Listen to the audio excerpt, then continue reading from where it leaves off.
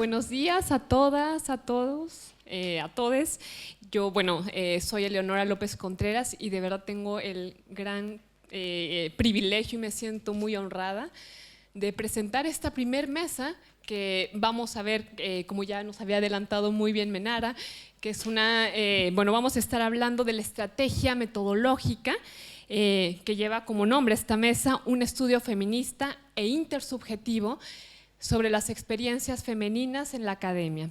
Y va a ser presentada justamente por la investigadora y también investigadora principal del Fondesit 1230017. Importante mencionar justamente el Fondesit, Menara Guisardi, que es de la Universidad de Tarapacá y también una vinculación con el CONICET en Argentina.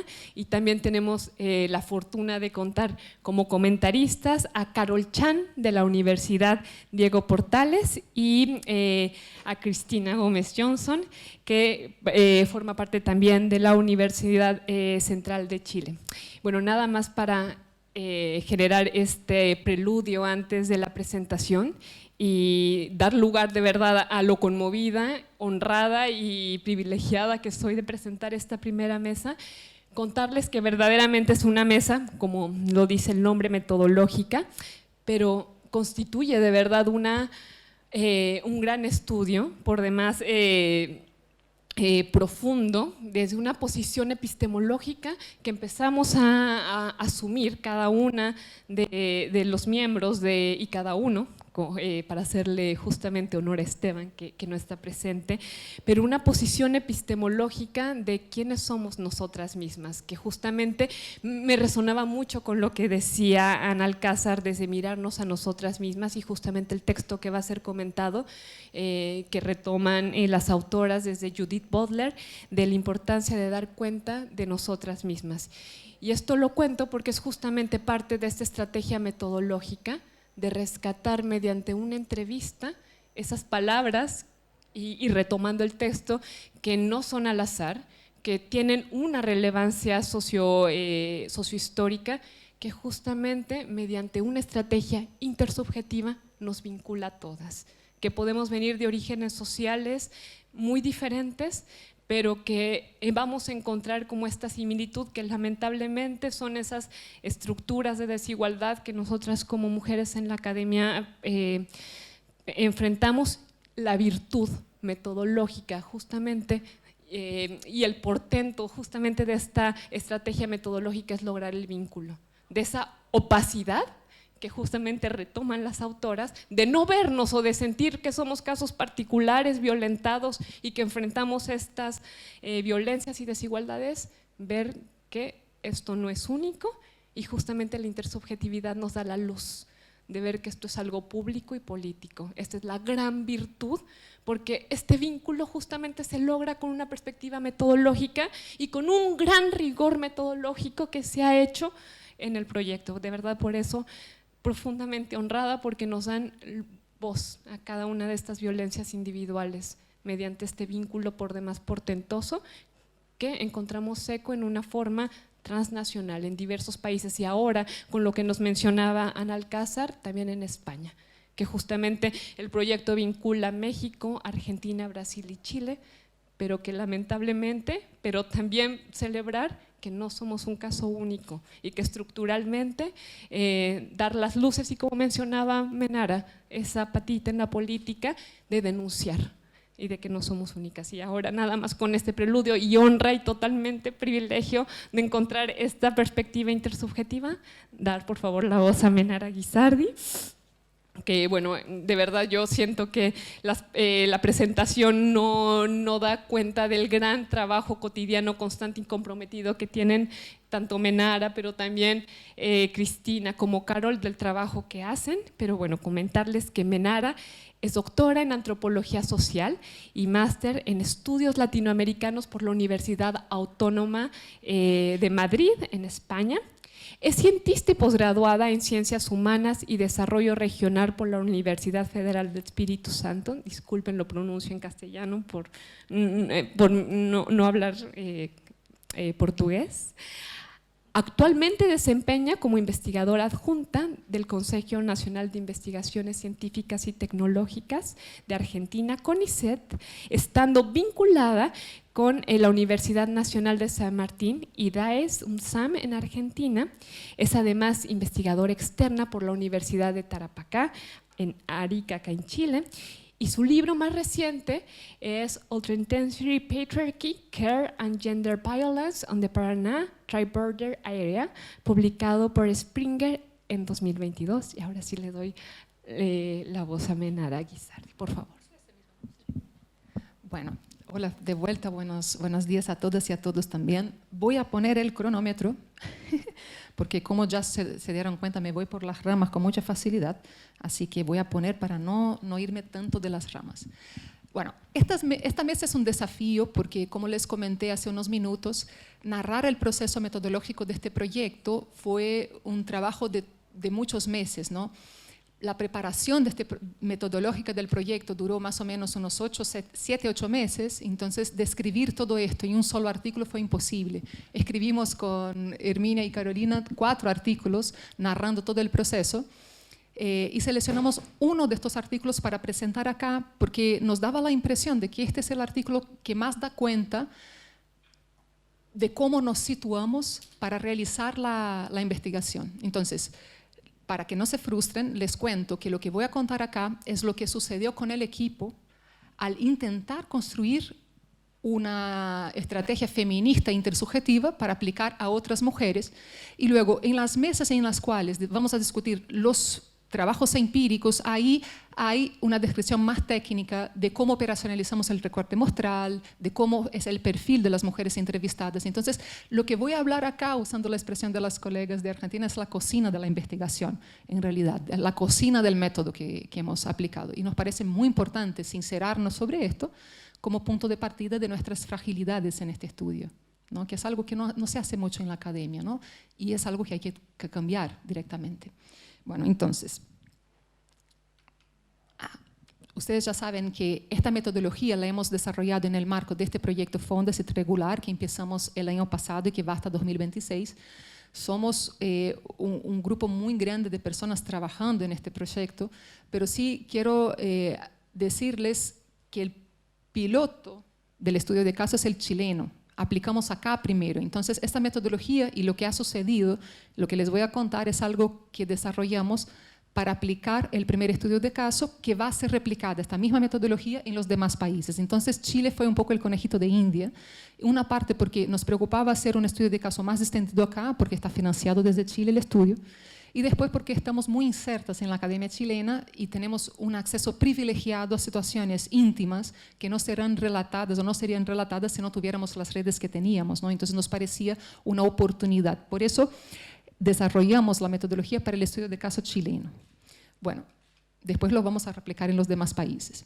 Les voy a hacer una breve introducción sobre la propuesta de este proyecto, su objetivo, su foco analítico y cómo planteamos a Fondesit lo que íbamos a hacer.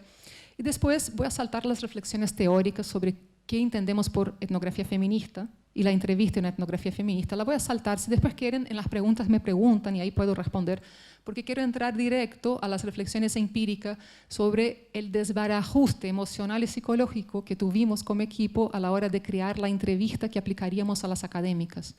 Y este proceso fue muy rico en términos metodológicos, pero también muy importante en términos analíticos para nosotros del equipo, y nos llevó a realizar un trabajo intersubjetivo con relación a nuestros propios traumas en la experiencia académica, ¿no? Que duró muchos meses antes de que pudiéramos llegar a hacer una entrevista a terceras personas, ¿no?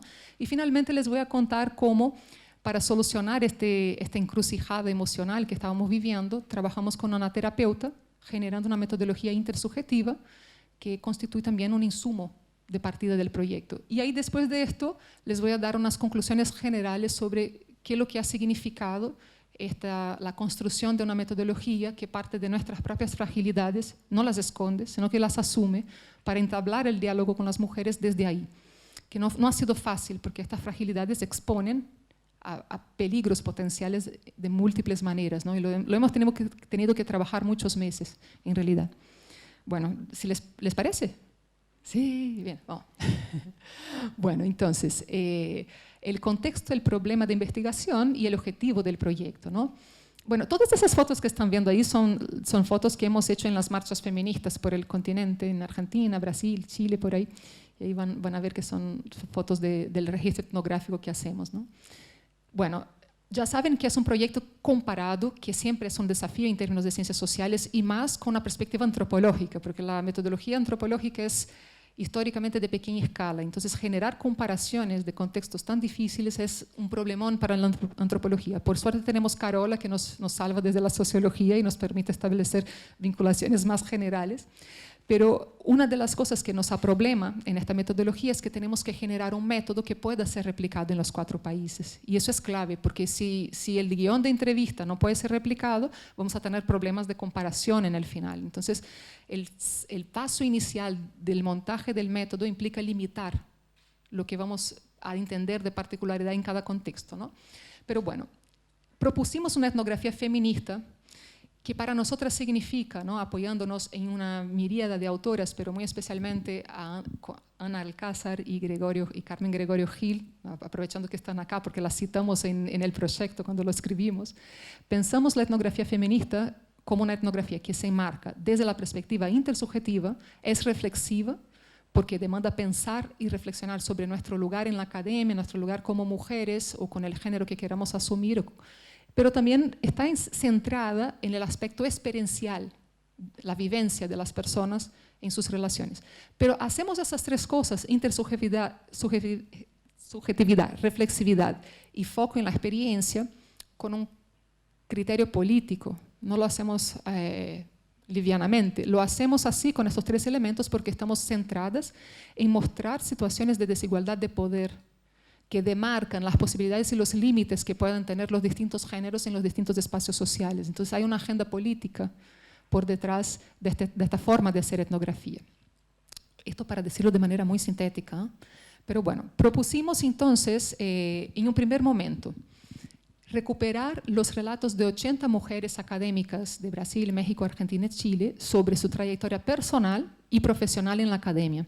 Propusimos 20 entrevistas en cada uno de estos 4 países, pero lo hemos excedido con creces en el caso chileno porque fue el caso piloto, porque queríamos una muestra más densa para el caso chileno, para estar muy seguras de la aplicación de la entrevista, porque tenemos más redes de acceso privilegiado acá, y finalmente porque muchas colegas empezaron a procurar, a buscarnos y decir, yo quiero dar la entrevista. Una amiga me dijo que la entrevistaste y yo quiero hablar. Entonces tuvimos una muestra de 50 mujeres en Chile, excedimos las 20 que teníamos que hacer con creces, ¿no? Pero bueno, trabajamos con una metodología antropológica, socioantropológica muy antigua que se llama el Extended Case Method, la metodología del caso extendido, que significa que cuando hacemos investigación etnográfica, antes de reconstruir trayectorias personales, comunitarias, individuales, hacemos diagnósticos de los contextos de investigación. Entonces, una cosa que hicimos para cada uno de los estudios de caso son 3 estados del arte. Reconstruimos a través de documentación todas las estadísticas disponibles sobre desigualdad y violencia de género en la academia chilena, las estadísticas nacionales, regionales y de las 56 universidades del país, ¿no? Hay 2 que no tienen estadística todavía, porque no tienen todavía observatorios de género, pero bueno, de todas las que tenían, lo reconstruimos. Entonces, un primer diagnóstico cuantitativo del problema. Un segundo diagnóstico de todas las políticas disponibles a nivel nacional, regional y también los programas de las instituciones universitarias chilenas para la equidad de género y para la no violencia en los espacios universitarios y científicos. Entonces, un segundo estado del arte. Y un tercer estado del arte en el cual recopilamos los estudios de caso cualitativos sobre este fenómeno publicados en los últimos 30 años. Estos 3 estados del arte constituyen el punto de partida del estudio de caso, nos nortean, ¿no? nos dan una noción panorámica del terreno en el cual vamos a caminar y van a ser presentados en la mesa 2, 3 y 4, respectivamente en este orden. Bueno, después que hicimos eso, partimos a reconstruir los relatos femeninos, de hecho. Pero también propusimos analizar los sesgos de las evaluaciones supuestamente meritocráticas de la academia chilena, reconstruir, recopilar los dictámenes que reciben las investigadoras de las ciencias sociales hacia sus artículos, hacia los proyectos, para ver si se pueden identificar sesgos de género. Eso no lo inventamos, es porque todos los estudios previos hablan de que existen muchos sesgos en la evaluación, que la meritocracia está atravesada por criterios de género brutales que no son explícitos, sino que tienen que ver con la forma como los varones se apoyan entre sí, ¿no? Y juzgan de manera muy despiadada y a veces injusta al trabajo de las mujeres, especialmente si tiene perspectiva de género y o feminista. Bueno, entonces esta es la propuesta del proyecto Fondesit, ¿no? Bueno, nos encontramos a la hora de plantear esto con dos grandes desafíos. El primero tiene que ver con esta cosa de que estamos trabajando con mujeres, pero hay muchas formas de ser mujeres, ¿no? Hay muchas formas de performar lo femenino, como decían las compañeras en la mesa anterior. Entonces, por una parte, el desafío interseccional del proyecto es recopilar cómo hay semejanzas que todas las mujeres enfrentan, pero cómo hay particularidades que aluden a cómo factores de clase, de origen socioeconómico, de origen territorial en Chile, porque no es lo mismo haber crecido en Santiago que haber venido de las provincias fronterizas, por ejemplo, ¿no? Una cosa otorga más o menos legitimidad académica en este país. Entonces, hay también cuestiones de edad, por ejemplo, discriminación por edadismo, en la academia chilena un montón, étnico, racial, ¿para qué les voy a decir, no? La cantidad de problemas que hemos identificado. Entonces, ese es un primer gran desafío metodológico, ¿no? Cómo posicionar esto en un guión de entrevista que dé cuenta de esto. Y el otro problema es que somos parte, comillas, comillas, comillas, del objeto de estudio. Entonces, un evaluador de nuestro proyecto nos hizo un comentario que realmente lo agradecemos mucho, que nos aprobaron el proyecto, pero esta persona que evaluó nos dijo: encuentro que hay que refinar más la descripción de la intersubjetividad en este proyecto, porque no es fácil lo que ellas proponen hacer. Es decir, ellas son investigadoras sociales, cientistas sociales, trabajan en Chile y quieren investigar las mujeres. Entonces, hay que ser mucho más minuciosa a la hora de reflexionar críticamente sobre esta intersubjetividad. No sé quién fue esta persona, pero gracias, porque gracias a esta persona hicimos toda esta metodología que les voy a contar. Entonces, este comentario de la evaluación nos hizo pensar cómo vamos a operacionalizar nuestra posición en este proyecto. ¿Qué vamos a hacer con esto, no? Es decir, ¿cómo vamos a ser investigadoras hablando con otras investigadoras sobre un problema compartido en los espacios en los cuales también estamos, ¿no?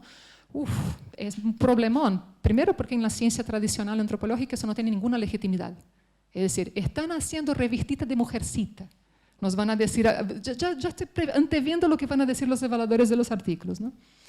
Bueno, entonces, en esta ponencia les voy a contar cómo hemos reflexionado sobre la negociación de este lugar, de esta posición, pero específicamente cómo eso se plasmó en un instrumento metodológico en nuestro proyecto. Y acá un primer comentario: los instrumentos metodológicos de Neutro no tienen nada, ¿no?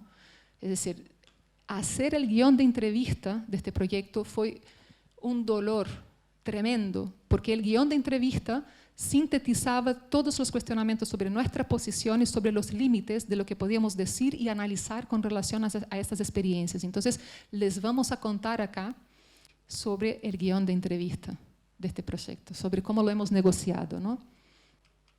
Bueno, entonces, voy a saltar las reflexiones teóricas, después me preguntan si quieren, y vamos a ir a las reflexiones empíricas, ¿no? Del guión de entrevista. Nos adjudicaron el proyecto en enero del año pasado, ¿no? Entonces, el primer momento, sí, fiesta, vamos. Carolina, Hermínia y yo, vamos, listo. Entonces, acto seguido, 2 minutos después, preocupación. Guión, estrategia metodológica. ¿Por qué? Acá en Chile, cuando uno adjudica un proyecto de investigación con financiamiento público, debe seguir la normativa ética que establece la ANID, ¿no? Y esa normativa implica que todos los procedimientos metodológicos, todos, las entrevistas, la observación participante, todo lo que vas a hacer, tiene que ser aprobado por el Comité de Ética de las instituciones patrocinantes, ¿no? En este caso de la UTA, que es la patrocinante principal. Entonces, 2 minutos después de la alegría, nos vino la desesperación de, madre mía, hay que hacer ahora mismo el guión de la entrevista, que es el principal instrumento que vamos a aplicar, porque el proceso burocrático de aprobación de un comité ético.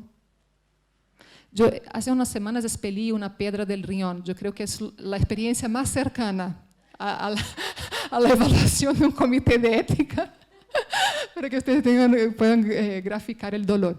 Entonces empezamos con Carolina y Hermínia a decir, hay que hacer el guión de entrevista y tiene que ser muy pulido, porque si entramos mal con este guión, los 4 estudios de caso van a naufragar, así como Titanic, ¿no? Entonces, nada, yo digo, bueno, pongo en el papel, termino de poner en el papel la estructura que ya teníamos preparada y con las 3 nos empezamos a reunir en enero de 2023 para afinar el guión. Y ahí montamos esa estructura que está construida, por una parte, para reconstruir la trayectoria de vida y profesional de las mujeres y por otra, para atender a los objetivos específicos y general del proyecto, ¿no? El guión de entrevista no es aleatorio. Entonces, primero un bloque de informaciones personales, después el perfil de las familias de origen, la trayectoria familiar de las mujeres, el proceso de inserción académica que estaba dividido en 3 etapas, la formación de pregrado, de posgrado y la inserción en la academia, en el mercado laboral. Después, un bloque de desigualdades de género en la academia, de violencias de género en la academia y un bloque sobre sobrecargas reproductivas y de cuidado que las mujeres se enfrentan. Bueno, 90 preguntas tenía esto, imagínense, una entrevista de 200 horas, ¿no? Así fue. Pero empeoró después, no se preocupen. Empeoró. Bueno, entonces hicimos eso y nos reunimos las 3. Bueno, vamos a ver esto. Entonces empezamos a revisar el guión de entrevista y empezamos a decir, pero no, esta palabra no, esto no lo puedes preguntar, esto no. Entonces, un reparo y nos empezamos a dar cuenta de que el guión nos molestaba a las 3. No nos gustaba y nos provocaba incomodidad porque empezamos a hacer el ejercicio de, a ver, si yo tuviera que responder esto, ¿cómo lo haría? Y empezamos a sentir trabas porque empezamos a cortar todas las preguntas. No, esto no. Y después dicen, pero que no vamos a cumplir ningún objetivo del proyecto. Estamos cortando las preguntas clave. Pero era porque nosotras no conseguiríamos responderlas. Entonces empezamos a decir, este es un problema. Es decir, ¿cómo le vamos a pedir a las colegas responder esto si nosotras no conseguimos? Entonces empezamos a darnos cuenta de que trabajar con el guión nos llevaba a hacer un inventario de nuestras propias experiencias, que era muy doloroso, y encontrarnos con experiencias que no habíamos asimilado. No habíamos pensado sobre ellas, no habíamos enunciado para terceras personas. Entonces, tenemos harta intimidad, llevamos 10 años trabajando. No lográbamos enunciarlas entre nosotros, nos daba vergüenza, frustración, miedo. Entonces, y ahí empezamos a sentir confusión emocional con el guión de entrevista, es decir, ¿en qué nos metimos? ¿Por qué propusimos esto? Es que no vamos a conseguir hacer esas entrevistas nosotras. Entonces, una confusión emocional importante, ¿no? Y ahí nos dimos cuenta que nos estaba interpelando de una manera que no habíamos previsto este guión de entrevista. Y que no, esto era la punta de un iceberg, no lo vimos venir, como decía Ana, no lo vimos venir. Y llevamos un montón de tiempo trabajando con etnografía feminista, con perspectiva de género. Es decir, qué terrible, ¿qué nos pasa? Y ahí fuimos identificando en nuestros diálogos entre las 3 que nosotras teníamos mecanismos psicológicos súper complicados. Un primer mecanismo era el ocultamiento de las experiencias de desigualdad, abuso y acoso que habíamos vivido. Mira, empezamos a decir, por ejemplo, doy un ejemplo propio, ¿no? Para ponerme en tela de juicio. Cuando llegamos a la parte del guión de revisar de experiencias de pregrado, yo dije, no, pero si mi pregrado fue súper tranquilo, súper progre, no tengo ninguna experiencia, tampoco he presenciado. Entonces, terminé de decir la frase y viste estos pop-ups que abren en el navegador de internet, que empecé a tener recuerdos así a modo de pop-up, así como puc, puc, puc. Y de un tirón recordé de 5 escenas. Una de acoso sexual de una colega de curso en el pregrado, fuerte, de un profesor que la acosó y ella terminó dejando la carrera. Después de una profesora, yo dije, son como 5 o 6 experiencias gravísimas. Una mía, Dios mío, ¿cómo es que yo digo que no he tenido esto? ¿Por qué no tengo registro mental? ¿Dónde estaba esto adentro, no? Y avanzando, pasamos por lo mismo las 3. En cada etapa de la formación académica decíamos, no, a mí nunca sucedió esto. Y entonces una recordaba a la otra, pero no, mujer, si te acuerdas cuando tú hiciste eso y pasó eso, ¿verdad? Pues claro, eso es violencia de género, ¿no? Sí. Entonces nos empezamos a dar cuenta de que teníamos un mecanismo psicológico de ocultamiento de las experiencias. Es que no las hablábamos para nosotras mismas. Después, resistencia emocional. Fue algo que sentimos, porque cuando empezamos a hacer estos pop-ups, nos dimos cuenta, nuestra vida es una mierda pinchada de un palo, perdón la expresión, es una expresión andaluza que me encanta, ¿no? Es una mierda pinchada de un palo. Es decir, vos ahí en tu pregrado, 6 experiencias horribles, acoso sexual, violación, no sé qué. Después en el posgrado, más 10. Después en la inserción académica, 95, y va aumentando, suma y sigue, ¿no? Es decir, yo no quiero que me vean así. ¿Qué hice con relación a esto? Nada. No denuncié nada. Es una vergüenza, es decir, entonces, vergüenza, frustración, bronca. Entonces, una tenía bronca de la experiencia de la otra, pero ¿por qué no hiciste nada? ¿Por qué no hiciste nada? ¿Cómo puede ser? No, empezamos a decir, estamos muy mal emocionalmente, es decir, está pésimo esto, ¿no? ¿Cómo vamos a dar cuenta de esto, ¿no? Después, otra cosa que entendimos es que teníamos otro mecanismo más, que era asumir que todas esas cosas eran particulares. No enunciábamos eso como violencia de género, sino como, no, tuve una mala experiencia. Entonces, teníamos 950 malas experiencias cada una, todas ellas relacionadas con género, y no nos habíamos dado cuenta de que esto hacía una totalidad. Y ahí, Émile Durkheim, ese sociólogo francés clásico, dice, no es un hecho psicológico, es un hecho social, porque es general, externo y coercitivo, compañera, abrir los ojos, ¿no? Es decir, entonces nos empezamos a decir, claro, existe un efecto que Simone de Beauvoir enuncia en El segundo sexo, ¿no? El libro clásico de ella, de formación, de una representación de lo que puede ser totalidad siempre a partir de la experiencia masculina. Lo que se eleva a lo universal, a la humanidad con H mayúsculo, es la perspectiva masculina, la experiencia masculina de las cosas. Entonces, eso tiene un efecto psicológico en las mujeres, que nosotras cuando vivimos experiencias siempre las enunciamos y vivimos desde la parcialidad. Es una experiencia aislada, individual, es mía, no es una totalidad, ¿no? Y así 900 experiencias parciales iguales, pero nunca parte de una totalidad. Y esa parcialización nos hace leernos siempre como parte de la fractura, de la falta, de lo parcial, ¿no? Es la parcialización. Y en la academia tiene un efecto interesante, que es que vivíamos esas cosas como cosas indecibles y tácitas. Todos sabíamos que vivíamos esas experiencias, pero ninguna habla de esto, ¿no? Entonces nos dimos cuenta de que estábamos así de mal las tres directoras del proyecto, de las tres directoras, imagínense. Es decir, ¿cómo vamos a hacer este proyecto de investigación? Pues no. Bueno, entonces empezamos a tener dilemas éticos con relación a la metodología del proyecto, que es, ahí Carolina dijo, claro, la academia chilena, como miles de estudios comprueban, es muy hiperproductiva, competitiva. Hay muchas malas praxis éticas de competencia y deslegitimación entre compañeros y compañeras, porque no son solo hombres que hacen esas violencias, mujeres también las hacen, más de lo que nos gustaría reconocer, pero es así. Entonces, estos niveles de desigualdad y de precariedad en el trabajo están atravesados por desigualdades de género, y exponer estas vulneraciones que hemos vivido puede servir a la gente que nos quiere destruir instrumentos en contra nuestro. Entonces, para deslegitimar nuestra voz, por una parte, como feministas, y por otra parte también para quitarnos espacios en ciertos círculos de la academia. Entonces empezamos a decir, ¿cómo vamos a tratar estos relatos? Porque son potencialmente destructores de las carreras de las mujeres con las cuales vamos a trabajar, y potencialmente destructores de las nuestras. Entonces empezamos a decir, claro, la anonimización de este proyecto va a tener que ser de otro orden. No basta con poner un seudónimo en la entrevista. Hay que desarrollar una estrategia de anonimización multinivel. Bueno, y ahí empezamos a pensar cómo protegernos a nosotras y a las colegas a quien pediríamos los testimonios de que los terceros nos estigmatizaran por esos testimonios y los usaran, ¿no? Y ahí entran otras cuestiones, ¿no? ¿Cómo vamos a pedir a las colegas que respondan a este guión de entrevista que nosotras no logramos responder? ¿Cómo vamos a pedir que las colegas se abran a ejercicios narrativos que las pueden exponer a riesgo? ¿Cómo hacemos eso? Es decir, que entonces ahí empezamos a ver que la responsabilidad de este proyecto es de otro orden, ¿no? Es de una delicadeza gigante, ¿no? Yo creo que estas cosas deberían ser pensadas desde una ética feminista, antropológica o de las ciencias sociales en todos los proyectos de investigación. Pero en las ciencias sociales las mujeres académicas son figuras públicas. Entonces, exponerlas implica también una exposición pública, que no siempre es el caso. Nosotras trabajamos como equipo, por ejemplo, un proyecto que terminó el año pasado con mujeres en la frontera, que no son figuras públicas. Entonces, la anonimidad de los relatos es mucho más fácil de preservar que en estos casos, porque hay autoras importantes, hay gente que está en la media, en los medios de comunicación, entre quienes entrevistamos. Entonces, y gente que es reconocible en sus espacios institucionales también. Entonces, entra en otro orden, ¿no?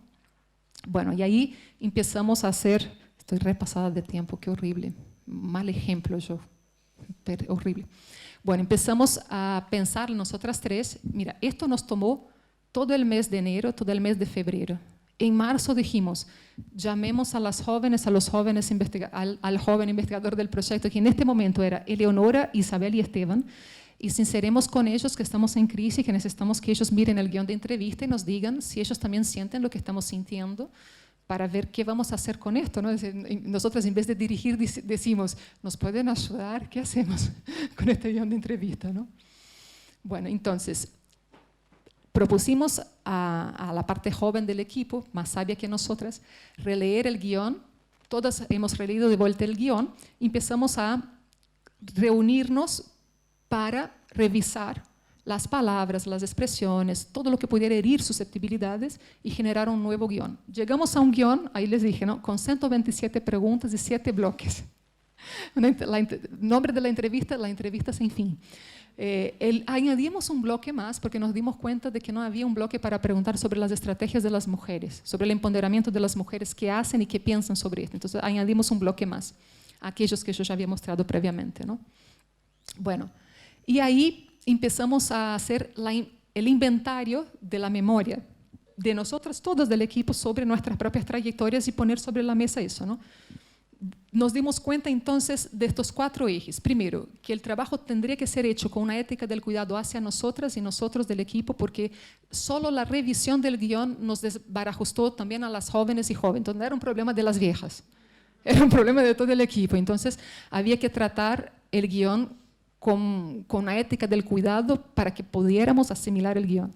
Después, todas teníamos temor a vulnerarnos frente a los demás y habría que tratar esto. Entonces, en esta estrategia de discutir colectivamente el guión, nos dimos cuenta de que habría que institucionalizar un procedimiento metodológico para lidiar con los miedos, que es algo que nunca habíamos hecho en ningún proyecto nuestro.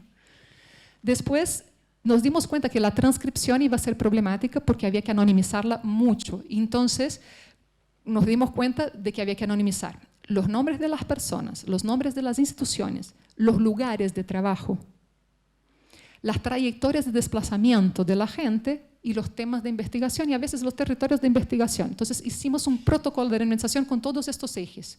Es un protocolo de 90 páginas, es como una guía APA de anonimización.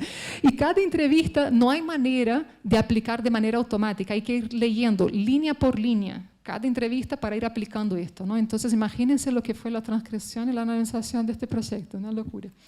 Y después nos dimos cuenta de que tendríamos que hacer las entrevistas entre nosotras y nosotros y que tendríamos que ser las primeras voces del proyecto. ¿Por qué? No podemos pedir a las mujeres que nos hablen de esto si nosotras no estamos dispuestas a abrir nuestro inventario de vulneraciones. Entonces, vamos a partir de ahí y somos nosotros del equipo las primeras sujetas de investigación de este proyecto. Nuestras entrevistas son parte de las 50 entrevistas de la muestra. Bueno, entonces, hemos dado cuenta de esto en este proceso, ¿no? Esta demanda, solo para sintetizar, de herramientas para sostener emocionalmente las entrevistas, porque cuando aplicamos las entrevistas entre nosotros, también fue muy doloroso. Salimos de las entrevistas con desbarajustes y llorábamos en las entrevistas. Había bronca, frustración, rabia, mucha empatía, porque trabajamos juntas y nos conocemos hace mucho tiempo. También nos dimos cuenta de que eso iba a pasar con la entrevista con las personas y nosotras no sabíamos cómo hacerlo, porque por ejemplo, estallamos a llorar en las entrevistas porque estábamos movilizando zonas de trauma emocional y no tenemos herramientas como antropólogas y psicólogas para lidiar con esto. Entonces, ¿qué vamos a hacer si una entrevistada entra en una zona de trauma? ¿Cómo salimos de esto? ¿Cómo la ayudamos a no entrar en esto, ¿no? Después, la anonimización que ya les conté y nos dimos cuenta de que la revisión sería un proceso junto con las personas, es decir, después de anonimizar, devolvimos las entrevistas nuestras entre nosotros y cada una revisó de arriba abajo y dijo, mira, quiero cortar más eso, quiero anonimizar más eso. Entonces, la entrevista de este proyecto es una entrevista que es un texto coescrito. Asumimos como un texto coescrito con las personas entrevistadas. Y la versión escrita es muy distinta de la versión oral porque hay muchas más protecciones en la versión escrita que en la versión oral, ¿no? Y eso demanda sacar información que podría ser increíble desde el punto de vista antropológico, sociológico, pero que decidimos no poner porque lo primero acá es cuidar la integridad emocional, física de las personas. Entonces, aquí la encrucijada ética entre el gran hallazgo científico y la protección de las personas, siempre va el cuidado a las personas en este proyecto. sentimos mucha incomodidad al leer nuestras entrevistas transcritas porque el nivel de objetivación de la trayectoria nuestra era muy alto, y ahí pedimos ayuda a Cecilia Leiva, que es la terapeuta feminista, y ahí ya voy terminando, ya me pasé de tiempo un montón. Decidimos hacer un taller intersubjetivo, ¿no? Es decir, entregamos nuestras entrevistas a Cecilia. Cecilia es una terapeuta ocupacional feminista. Ella forma equipos profesionales que trabajan con violencia de género en organismos del Estado y en organismos privados, instituciones privadas también. Entonces forma los psicólogos, las psicólogas, trabajadoras sociales que van a atender a violencia de género. Entonces ella leyó nuestras entrevistas, leyó nuestro proyecto y vio el video de nuestras entrevistas y nos dijo que aparecen en nuestras entrevistas síntomas psicológicos de trauma profundo con nuestra trayectoria profesional. Y ahí son los elementos que ella muestra, ¿no? Muchos indicios de mecanismos psicológicos como la regresión, la disociación y la despersonalización, que son indicios de trauma que pueden causar problemas psicológicos a larga escala si sostenemos estos problemas, ¿no? Entonces, no voy a explicar lo que es, después si quieren me preguntan, he debido estudiarlo para entenderlo porque es de psicología y eso. Pero bueno, entonces Cecilia nos propuso hacer 8 secciones de un taller intersubjetivo para trabajar esto. En estas 8 secciones, que las hicimos durante el mes de abril, mayo y junio del año pasado, fueron como 3 meses, trabajamos cada bloque de las entrevistas con Cecilia y ella nos iba ayudando a analizar y desentramar los sentimientos de vulneración, frustración y miedo que teníamos, ¿no? Bueno, entonces hicimos un trabajo corporal con ella también porque todos esos traumas estaban de alguna manera instalados en un cuerpo que los niega, ¿no? Analizamos las respuestas de todas nosotros a los bloques. Hicimos un artículo analizando nuestras entrevistas. Cecilia dijo, mira, si con las entrevistas ustedes ya sienten dolor, cuando lean como artículo van a pasarlo aún peor porque es mayor el nivel de objetivación. Entonces necesito que ustedes vivan en primera persona esta experiencia antes de someter a otras personas a eso. Entonces hicimos un artículo piloto que analiza nuestras entrevistas, ¿no? Y cuando lo leímos fue doloroso, ¿verdad? Fue feo leer, escribirlo y leerlo fue feo. Hicimos también un diario etnográfico, autoetnográfico de esta experiencia que Cecilia conducía. Ella lo llamaba bitácoras, nos mandaba preguntas todas las semanas de autoinvestigación que teníamos que ir respondiendo y después las leíamos en el grupo y ella entregaba devoluciones personales a nosotras, ¿no? Y todo esto es material empírico del proyecto, ¿no? Todo esto fue el presupuesto de partida. Y ahí aprendemos que el desborde emocional era un límite que no podríamos cruzar ni con nosotras ni con las colegas, que nuestra metodología generaba agotamiento emocional por el nivel de interpelación que la entrevista provocaba, que tendríamos que superar nuestros miedos y vergüenzas frente al propio equipo para poder presentarlo a las mujeres y que tendríamos que todo el proyecto reflexionar éticamente sobre los límites de lo que estamos haciendo para no causar daño a las mujeres, ¿no? Y una de las reflexiones que hicimos es, con toda la anonimización que hicimos, nos dimos cuenta de que no podemos usar el relato integral de las personas, porque igual, súper anonimizado, se identifica. Entonces decidimos que, por más que sea limitante en términos analíticos, íbamos a usar solo fragmentos de los relatos, cada tema con varias voces dando ejemplos, ¿no? Y esa polifonía es para proteger la identidad individual de las mujeres. Bueno, entonces, solo para concluir, todo este proceso nos hizo partir este proyecto en una reflexión filosófica que ahí hemos anclado en una obra de Judith Butler que se llama Dar cuenta de sí misma, que es un texto que nos ayudó mucho a pensar todo esto, ¿no? Pero nos dimos cuenta de que el autorreconocimiento como parte de este contexto de desigualdad de género en la academia es una condición sine qua non para hacer este proyecto. Si no estás dispuesta a reconocerte en esto, no puedes hacer este proyecto. Después, nuestras capacidades de autorreconocimiento y de reconocimiento de las otras son siempre limitadas. Tenemos muchas zonas de opacidad en esta capacidad, ¿no? Y por esto mismo tenemos que ser generosas con las opacidades ajenas, no juzgar. Todas tenemos opacidad para entender las violencias que estamos atravesando y nuestra dificultad de denunciarlas incluso, ¿no? Nos dimos cuenta de que estamos haciendo este proyecto con un doble deseo.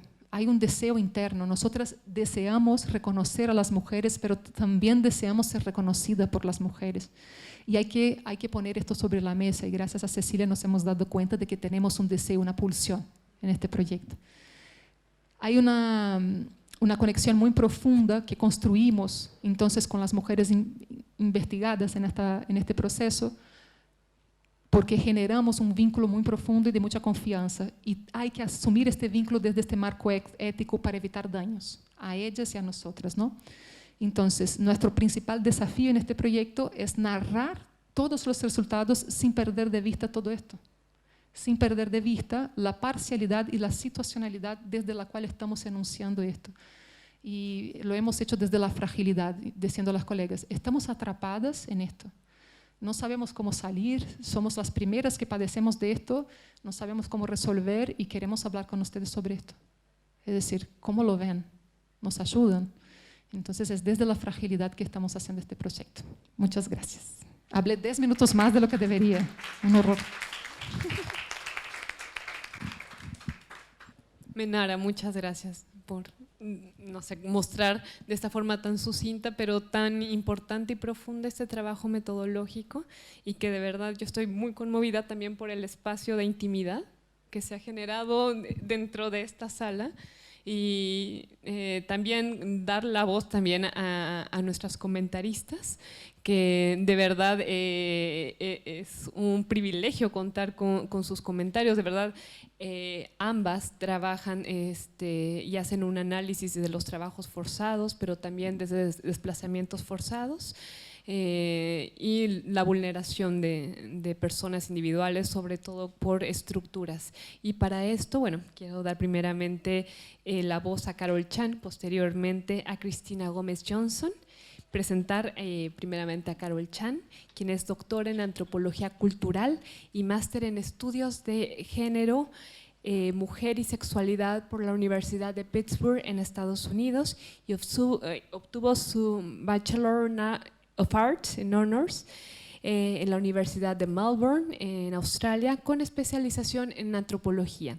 Y bueno, actualmente es académica de la Escuela de Antropología de la Universidad Diego Portales en Chile, y como les comentaba, justamente sus temas de investigación en la actualidad están vinculados con migración, racialización, género, convivencia interétnica y trabajo forzado. Fue investigadora principal del proyecto Fondesit de iniciación 11200-270, que lleva como nombre una etnografía de la infraestructura de la migración e intermediación en el sureste de Asia y Chile entre 2020 y 2023, y es investigadora adjunta del Núcleo Milenio sobre impactos de China en América Latina y CLAC. Y es coautora del libro Chineses in Chile, Shifting Representations in the 21st Century, editado por Macmillan en 2022, que junto con María Montt y Elvira Ríos justamente están llevando actualmente su edición en castellano, que está en proceso. Por favor, Carol, te damos la palabra. Hola, buenas tardes todos y todas. Gracias. Ya, voy a empezar leyendo porque tengo mucho que decir. Gracias por la invitación a comentar sobre la metodología feminista en este estudio que están llevando a cabo con mucho cuidado y mucha dedicación. Quisiera empezar diciendo lo que ya sabemos y que el equipo investigativo de este gran proyecto ya sabe. Un estudio sobre desigualdades de género en academia en 4 países de la región ya es ambicioso y enfrenta muchos desafíos. Es más, se usan explícitamente metodologías y perspectivas feministas.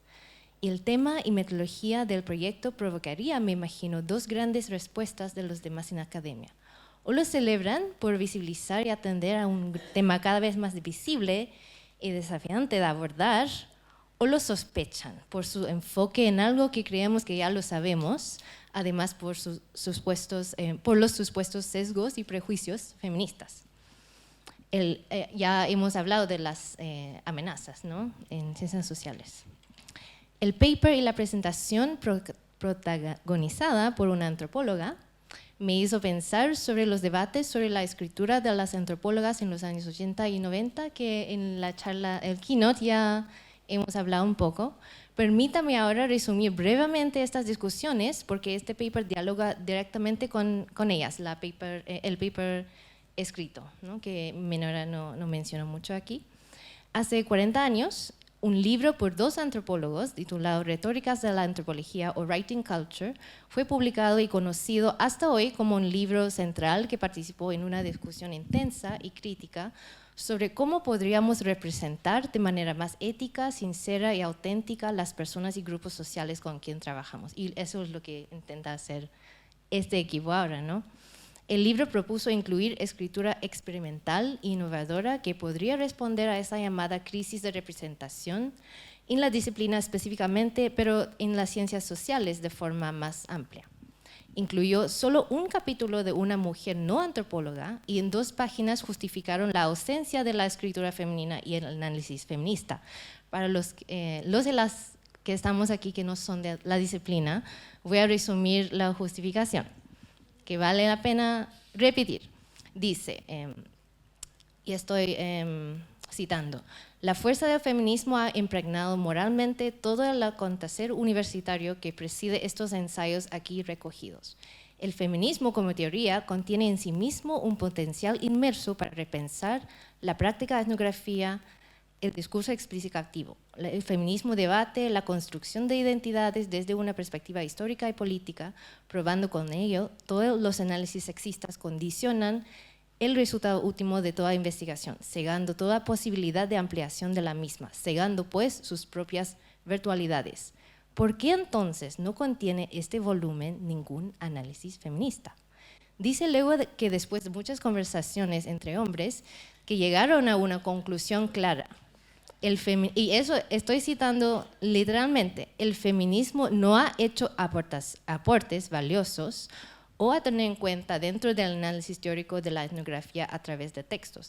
Y las mujeres que más se han aproximado a esa perspectiva feminista no se consideran, a esa perspectiva innovadora, no se consideran feministas.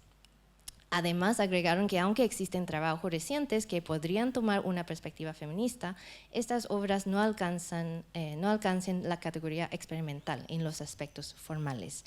Es decir, su conclusión fue que las antropólogas mujeres no son suficientemente feministas y si son feministas no son innovadoras. Así que estamos sí, hace 40 años y ahora, bueno. Las antropólogas, por supuesto, publicaron un libro para responder a la falta de escritura femenina y feminista en este libro canónico, ¿no? Este libro fue mencionado en Women Writing Culture, editada por Ruth Behar. La editora y antropóloga cubana estadounidense Ruth Behar llama la atención al doble estándar en la academia. La voz personal de mujeres, como lo que hemos escuchado, ¿no? A través de la voz de Minara, a menudo está desvalorada, pero suelen considerar la voz subjetiva de los hombres como innovadora y experimental. Una de las respuestas feministas de Behar ante la crisis de representación es bastante conocida y mencionada y que ocupan las autoras de este paper también. Dice que tenemos que ser observadoras vulnerables en vez de observadores o investigadoras objetivas o neutrales, ¿no? Deberíamos ser más transparentes sobre nuestros vínculos subjetivos y emocionales con las personas con quien trabajamos, si no el trabajo será incompleto por dejar fuera del análisis la experiencia subjetiva de la investigadora.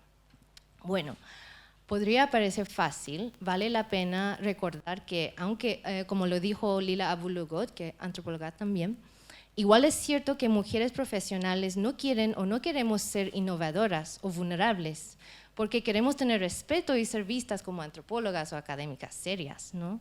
¿Qué debemos hacer? Con suerte hoy tenemos muchas académicas como este equipo, liderado por Minara, Herminia y Carolina, que nos muestran que hay formas de ser críticas, vulnerables y creativas a la vez. El ensayo, el paper realmente es muy entretenido de leer, ¿no? Y emocional todo.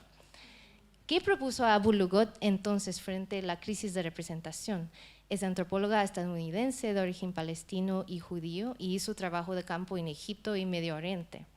desde su posicionalidad y desafíos particulares de escribir sobre grupos y comunidades de que se sienten parcialmente parte, como este equipo, hizo 3 propuestas de cómo podríamos escribir contra la tendencia de homogeneizar y esencializar las personas con quien trabajamos. Creo que esa discusión es relevante porque como mujeres académicas, claro que no queremos ser homogenizadas ni esencializadas como grupo. Para Abu Lughod podríamos poner énfasis en los discursos y prácticas situadas, énfasis en las conexiones entre investigadores y colaboradores y hacer etnografías de lo particular. Diciendo todo eso como contexto de dónde vengo y mi lectura de este paper, quería abordar 4 puntos tipo comentarios y preguntas con una ética de cuidado y respeto por estas grandes académicas y colegas, y en el espíritu de seguir esa conversación entre mujeres académicas en ciencias sociales sobre temas bastante importantes de abordar. Creo que son 4, sí. 1. Una parte central de la metodología feminista del equipo es justamente hacer lo que propuso Abu Lughod, enfatizar y valorar las conexiones y relaciones entre el equipo investigativo y las personas entrevistadas. Ponen mucha atención en desarrollar y practicar una ética de cuidado durante todos los procesos de investigación, desde elaborar el guión de la entrevista, hacer la entrevista, transcribir y analizar hasta la escritura como proceso. En este sentido, el proyecto sí practica la metodología feminista que definen y desarrollan en el paper. Es admirable además el nivel de dedicación que ha hecho el equipo a todos estos procesos que no deberíamos tomar por sentado ni subestimar. Además, queda claro que el objetivo del paper, de este paper sobre metodología, es reflexionar sobre la negociación de los relatos y las entrevistas en una etnografía feminista.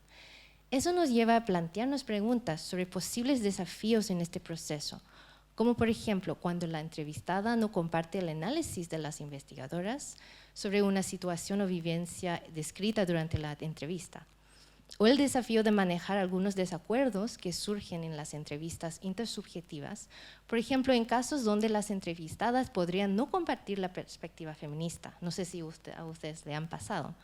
No todas las mujeres académicas son feministas o comparten la misma visión sobre las significancias e implicancias del feminismo. Me gustaría mucho escuchar cómo manejaron ustedes o manejarían ustedes estos desafíos, ¿no? En Chile o en otros países.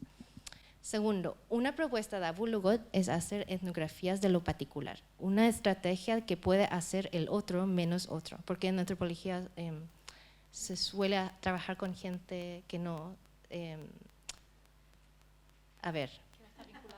Eso, sí, gracias.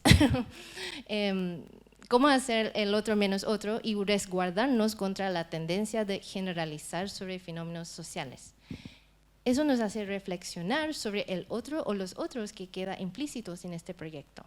Si bien no es el objetivo principal del paper y proyecto, nos hace preguntar sobre el rol y representación de los hombres y otros fenómenos relevantes para el proyecto, como violencia entre mujeres, racismo, clasismo, heterosexismo, que ocurren junto a desigualdades o violencias de género.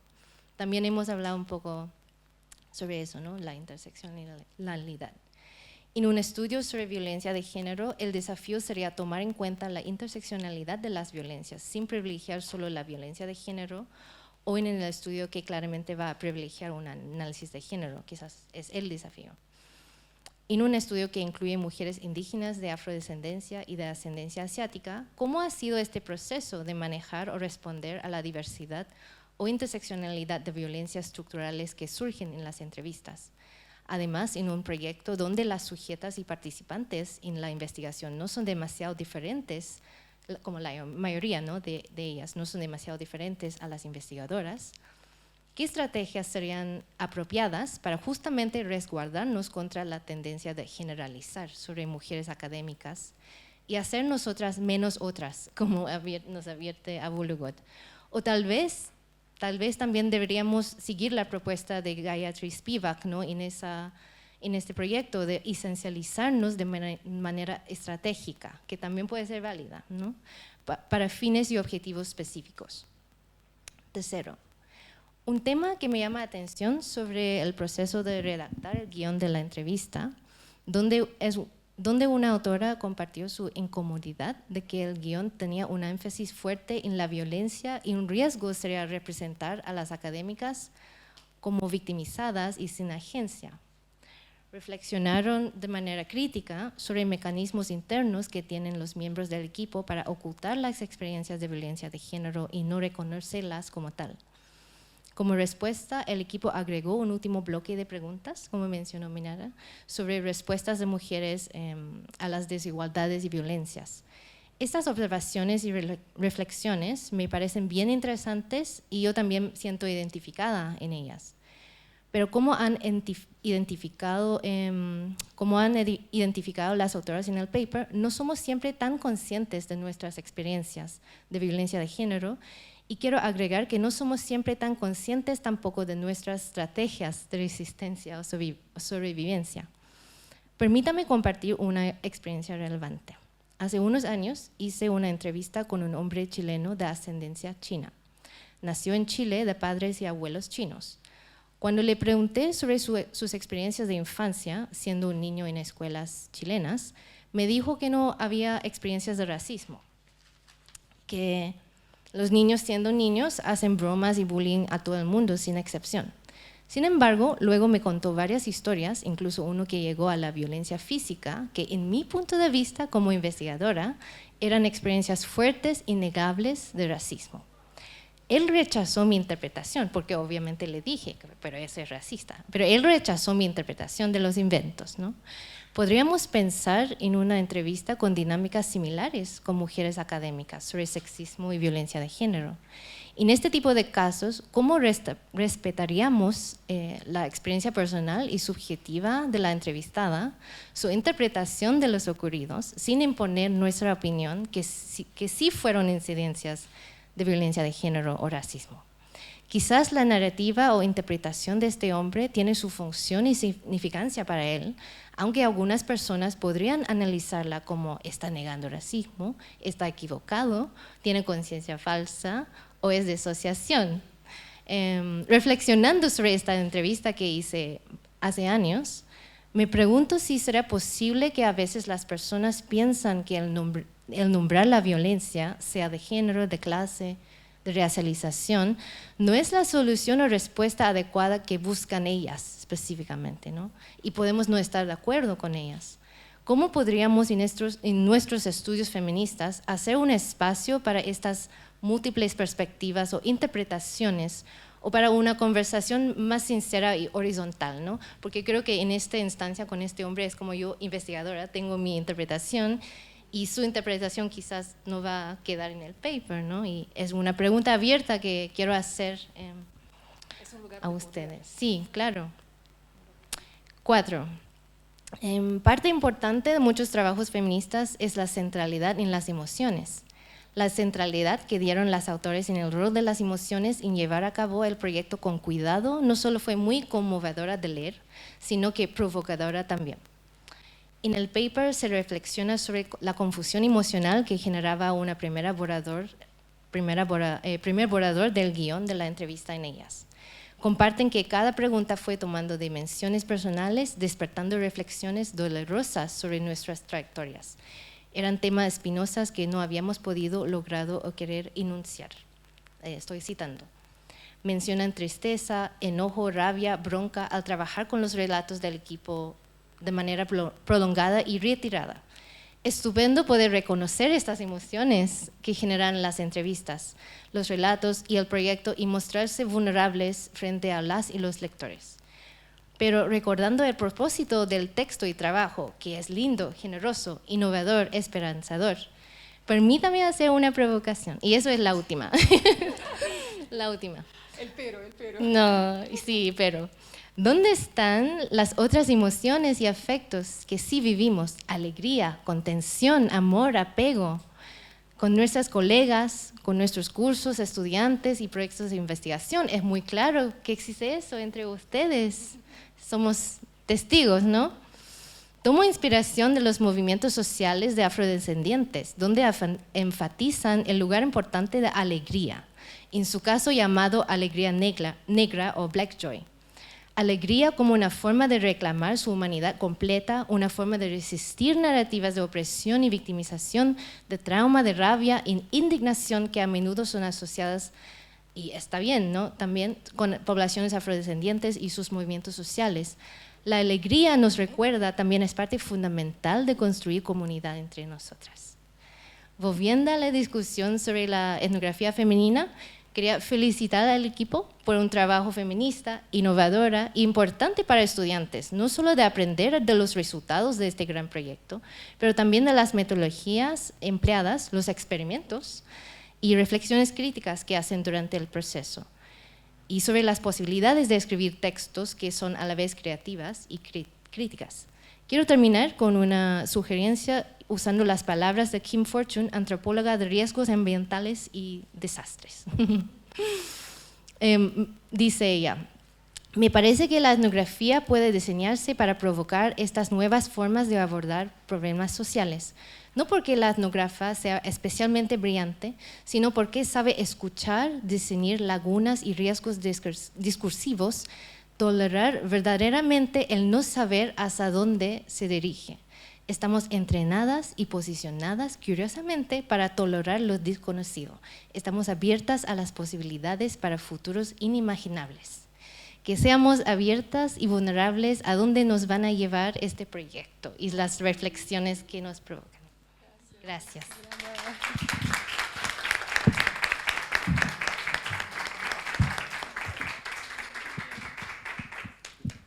Carol, muchas gracias por tus palabras, de verdad sumamente conmovedoras, y qué lindo que tú resaltes justamente este rol innovador, también riguroso de esta metodología, que también vincula como estas diferencias de las biografías de cada persona entrevistada como lugares tan heterogéneos, que también es un desafío, pero de verdad lo retomamos, y yo creo que también Menaray tiene mucho que decir dentro de la metodología, pero muchas gracias por tus palabras tan generosas. Y ahora también tengo el placer de presentar a Cristina Gómez Johnson, que también es compatriota mía, mexicana. Cristina Gómez Johnson es doctora en América Latina Contemporánea por la Universidad Complutense de Madrid, en España, con un estudio de migración y desarrollo justamente con el colectivo colombiano en Madrid, durante el cual participó en proyectos de investigación en torno a la migración, el desarrollo y las redes, y realizó diversas instancias de investigación, tanto pre como postdoctorales, y bueno, tiene una gran experiencia, primeramente en la Universidad de Georgetown en Estados Unidos, en la Universidad de Antioquia en Colombia, en el Colegio de la Frontera Norte, y en el Instituto de Investigaciones Jurídicas de la Universidad Nacional Autónoma de México, ambos en México. También observó y desarrolló muchos proyectos en torno al desplazamiento forzado interno y a la migración forzada en el caso mexicano y centroamericano, específicamente entre El Salvador y Guatemala, y también colombiano y venezolano.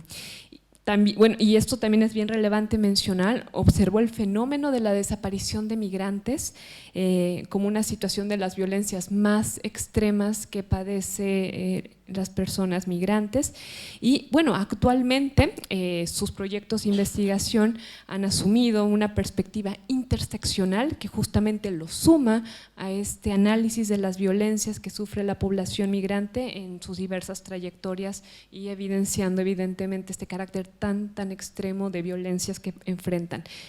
La publicación más reciente de Cristina es Violent Contexts and Crisis in Mexico, Central America and Colombia, Venezuela, Cross-Border Dynamics 2010-2020, publicada en el libro Crisis and Migration, Critical Perspectives from Latin America, por la editorial Springer, justamente en el año 2022, muy reciente.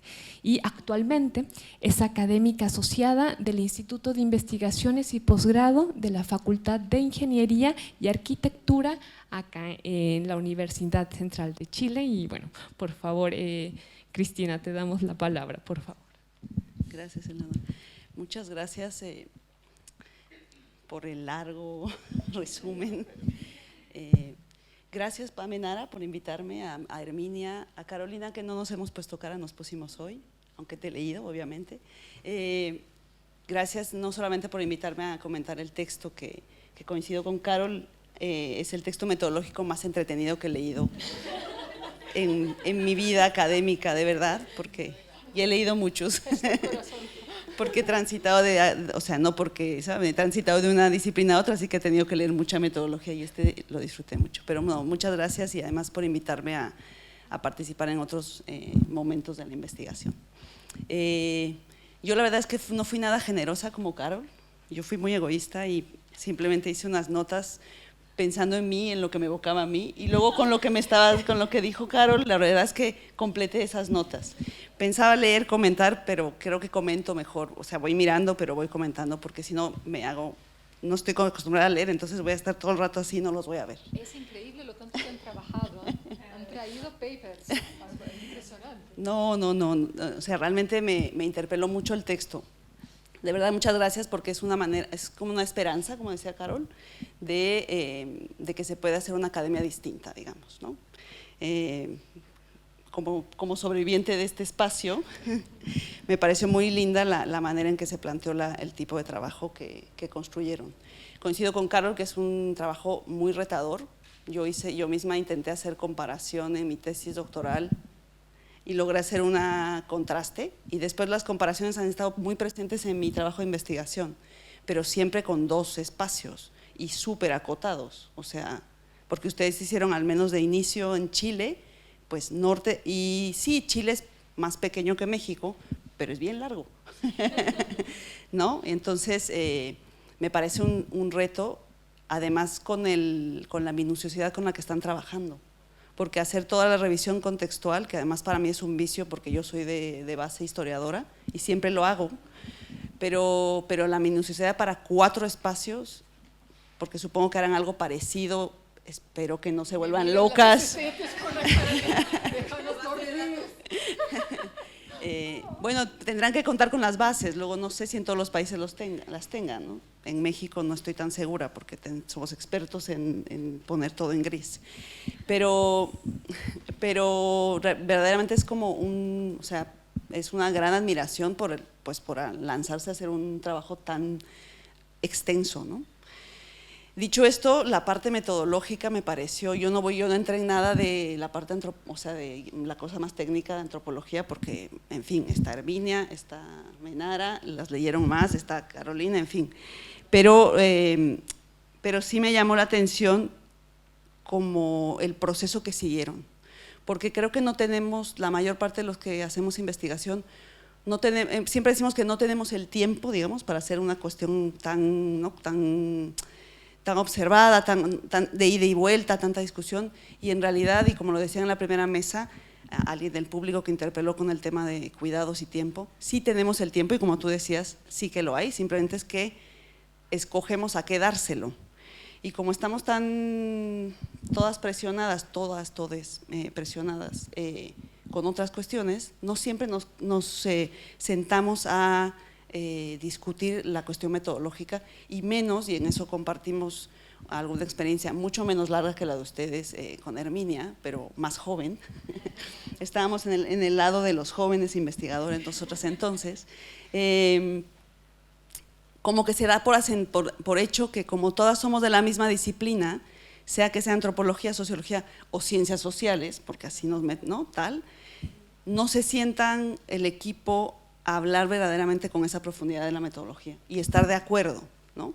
Y estar de acuerdo en el instrumento que se va a aplicar y sobre todo aplicárselo a uno mismo. Es decir, a mí lo que me interpeló es, por supuesto, esto es entre académicas y es más sencillo como ponerse en el lugar, aunque no es tan sencillo como lo leímos Carol y yo, pero no nos contentamos con que somos todas de la misma disciplina y que se va a hacer un piloto. Entonces vas ahí, haces el piloto, además desde una manera muy vertical, porque aunque quisiéramos hacer esta mención que hacen de hacer una relación entre las entrevistadoras con las entrevistadas, y parece más obvio porque éramos todas académicas las que podíamos estar inmiscuidas en un proyecto así, pero con nuestros sujetos de estudio debería intentar haber esa horizontalidad y no la hay. O sea, aunque digamos que hacemos etnografía y vamos a las casas y nos sentamos y vamos a los espacios donde están, y eso es parte de la elección de hacer una etnografía que es mucho más íntima, que es más cuidadosa, que es más lenta, que no llegas y sales, en fin, no sucede. No sucede. Entonces, eso me interpeló porque, claro, yo nunca he hecho una entrevista a alguien que entienda exactamente lo que le estoy diciendo. No lo estoy diciendo yo no quiero decirlo como desde el ego, sino violencia para mí. Y yo en alguna entrevista que hice en Salvador tuve que especificar que entendían como violencia, porque al final para mí violencia no tiene nada que ver con lo que le entendía esta señora en El Salvador en un contexto de pandilla y de violencia de género en casa, ¿no? Entonces como que va siempre ya desde ahí con una verticalidad de decir, tengo que explicar y hago un piloto para que las palabras que uso yo académica, formada, bla, bla, me entienda la señora de X contexto en Latinoamérica, que es donde yo he hecho entrevistas. Entonces, todo eso ya lo supones. No te sientas con el equipo como a charlar de, bueno, tú Carolina, ¿tú qué opinas si lo hacemos así? O Hermi, porque como son todas de ciencias sociales, pues ya está hecho. Y luego, más aún, cuando utilizas a un equipo grande como el suyo, porque finalmente es un trabajo muy grande, significa que vas a tercializar en la implementación de este instrumento. Y tienen que tenerlo muy claro. O sea, ustedes, tal, no sé qué, para luego explicarlo y que resulte, porque si no, luego estamos haciendo, y aquí que estamos en la cocina y en la intimidad absoluta, estamos haciendo apaños al momento de hacer el análisis, porque nos salió mal, y porque no podemos volver a México, o a Argentina, o a Brasil, porque ya se hizo el campo. Entonces, todas hemos pasado por ahí, sobre todo, diría que cuando eres más joven, pero diría que no, o sea, nos pasa todo el tiempo que de pronto tienes que hacer apaños y ahí como ajustar. Y ahí también empiezas a jugar con la ética y es mejor estar muy de acuerdo como equipo desde inicio, ¿no? Entonces, eso me pareció muy, muy interesante. Alguna cosa que también rescaté era el tema del lugar de enunciación, que lo usaban mucho en mi anterior universidad, desde la historia, y que me fastidiaban mucho porque me parecían los historiadores son muy, muy egocéntricos, en fin. Pero tienen razón y no es menor. O sea, lo que me gustó mucho del texto es que rescatan aspectos que parece como que están ya entendidos, ¿no? Y que, obvio que uno sabe que yo parto de que soy mexicana, mis padres son bolivianos, con lo cual hice muchas migraciones, al menos una muy pequeña, y después hice en mi historia de vida muchas migraciones, luego estudié en tal escuela que me dio X idioma, o sea, todo eso permea mi visión del mundo, finalmente. Y lo que mencionaban en la mesa principal, ¿no? Pues sí, la raza, la sociodemografía, lo socioeconómico, en fin. Pero luego eso tampoco se habla en o sea, al momento de aplicar nuestros instrumentos. Estoy diciendo igual obviedades para los que están aquí, pero a mí la verdad es que era como back to the basics. O sea, ok, cierto, nunca nos sentamos, como cuando hablamos de violencia tampoco lo asumo. Yo en mi caso, cuando hablo con colegas que trabajan lo mismo que yo, asumes que los conceptos ya están entendidos y hablamos de lo mismo. Y no es cierto, que viene al caso, no estoy siguiendo nada, pero espero no desordenarme mucho, con lo que ustedes hablaban al momento de darse cuenta que ustedes mismas habían sido, o sea, desde el lugar de enunciación de, sí, tú eres Menara, eres brasileña, estás en Argentina, ahí, pero también eres parte de ese sistema que te aplasta, que puede ser a veces parte aplastante, a veces parte aplastada, y eso es muy generoso de su parte ponerlo así, ¿no? Y hablar de que… sí, de eso, de que no solamente, o sea, de tener la voluntad de sentirse víctima, que es algo que les pedimos, o al menos en mi caso, que trabajo temas, pues sí, como en un contexto violento, que les pedimos a los que nos dan el espacio de hablar, que se asuman, y qué tan dispuestas estamos nosotros a decirnos víctimas, a salir del armario, a decir, oye, me pasó eso. Y claro, porque yo esperaba, y yo también que fui parte soy parte de este sistema y obviamente víctima de este sistema, yo esperaba que mi violentador fuera alguien que me pegue o que me diga algo como muy grosero, y te vas dando cuenta cuando ustedes hacen en el texto las reflexiones de y cómo fue tu pregrado, cómo fue tu posgrado, bla, bla, de que has estado violentada todo el rato. Todo el rato. Y eso es muy duro de leerlo, y me pareció como muy generoso de su parte de ponerlo así, porque además el texto tiene 3 autoras, o sea que las 3, ¿no? Y a su vez de ponerse en el lado del que entrevistan, ¿no? Que yo sé que es distinto, o sea, yo ahora me justifico que nunca se me ocurrió hacer un ejercicio así con mis entrevistas, decir, es distinto porque yo entrevisto a gente que está en un contexto distinto de violencia, tal. No es cierto, porque si yo me pusiera en su lado, igual no preguntaría algunas cosas, o igual preguntaría de otra manera, o igual preguntaría otras cosas, o entendería mejor lo que quiero investigar, o sea, lo que estoy tratando de recopilar. Pero, y ahí mea culpa, he estado yo, hablo de mí solamente, tan presionada por la recopilación de información y los tiempos del campo, y tengo tal y el presupuesto y no sé qué, que no te das el espacio para sentarte como hicieron ustedes 3 meses, ¿no? El guión, no sé qué, y además tener los ovarios, diríamos, de ampliarlo, porque normalmente todos los, no sé, estarán de acuerdo aquí si son todos de academia, todas las recomendaciones de manuales de metodología es como que sea muy, o sea, no te dicen haz una entrevista de 127 preguntas, ¿no? No, entonces, porque además es muy, o sea, claro, es muy particular, ¿por qué? Porque lo que te dicen es como, no vayas con el papelito, intenta saber, no sé qué, pero 127 preguntas es difícil de gestionar así. Era un tocho, era un papelito, era un libro. ¿No? Entonces, pero también en esta investigación, porque yo fui parte de esto, lo que yo rescato es que al final también es como un compromiso, y se ve al final cuando te mandan también el escrito, que es lo que rescataba Caro y lo que tú hablaste, ¿no? Que finalmente es como, bueno, te mandan para que estés de acuerdo, y también yo creo que es una parte como velada de decir, todo esto hablaste, ahora asume, ¿no? Asume o recorta o qué pasa. No, ya en serio, no, o sea, me pareció como, insisto que es igual muy básico lo que estoy diciendo, pero a mí me interpeló mucho en la manera en que yo he abordado mis propios trabajos de campo, pues, hasta el día de hoy.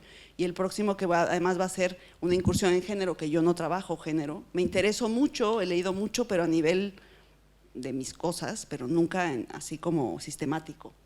Entonces me pareció muy, muy, muy generoso.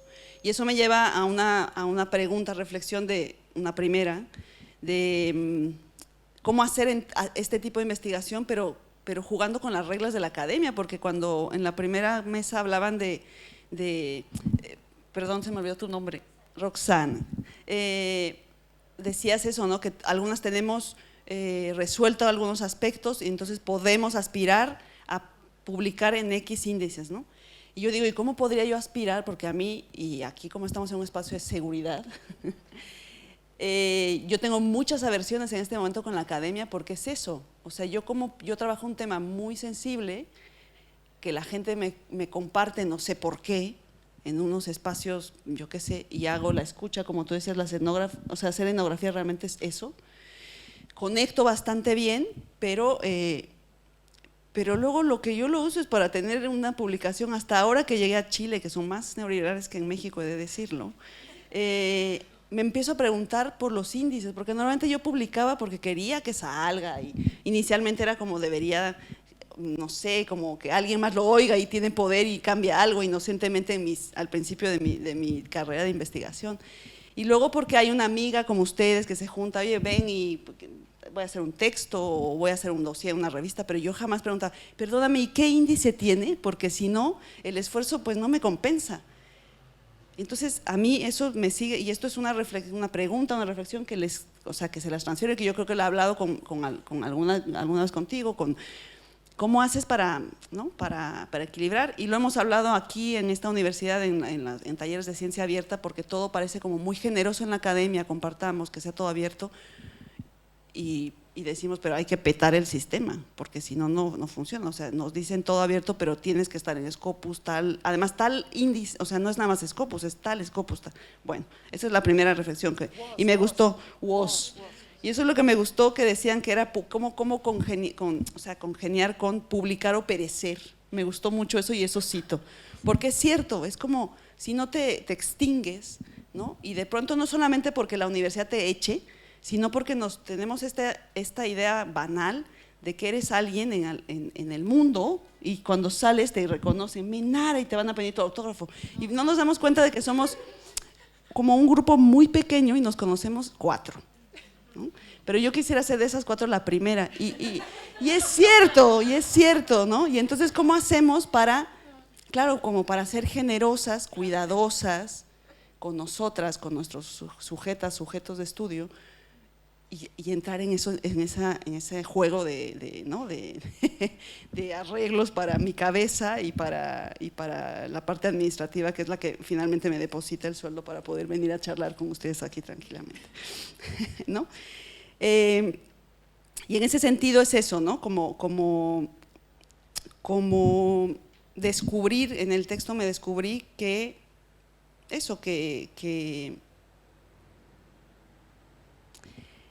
he sido parte del sistema, pero también he estado en la parte negativa. Y eso es como muy… Sí, en ciertos aspectos, pero también en otros como muy cuestionante, ¿no? Porque en la parte negativa, no, me refiero como en las entrevistas, ¿no? Me he dado cuenta que he caído en ese individualismo, en esa intención de hiperproductividad, porque les diría que no me da. O sea, tengo una capacidad, y esto sería como una confesión muy grande, muy mínima, de hacer 2 cosas a la vez. No puedo hacer, yo no sé cómo lo haces tú, no sé cómo lo hacen las madres que están aquí, porque yo de verdad tengo una capacidad tal. Y ya, perdón, me desordené un poco, pero lo último que quería decir, ya acabo, es que me interpeló mucho que el tema de la anonimización. O sea, me pareció, bueno, un trabajo de hormiga. O sea, yo estoy como, wow.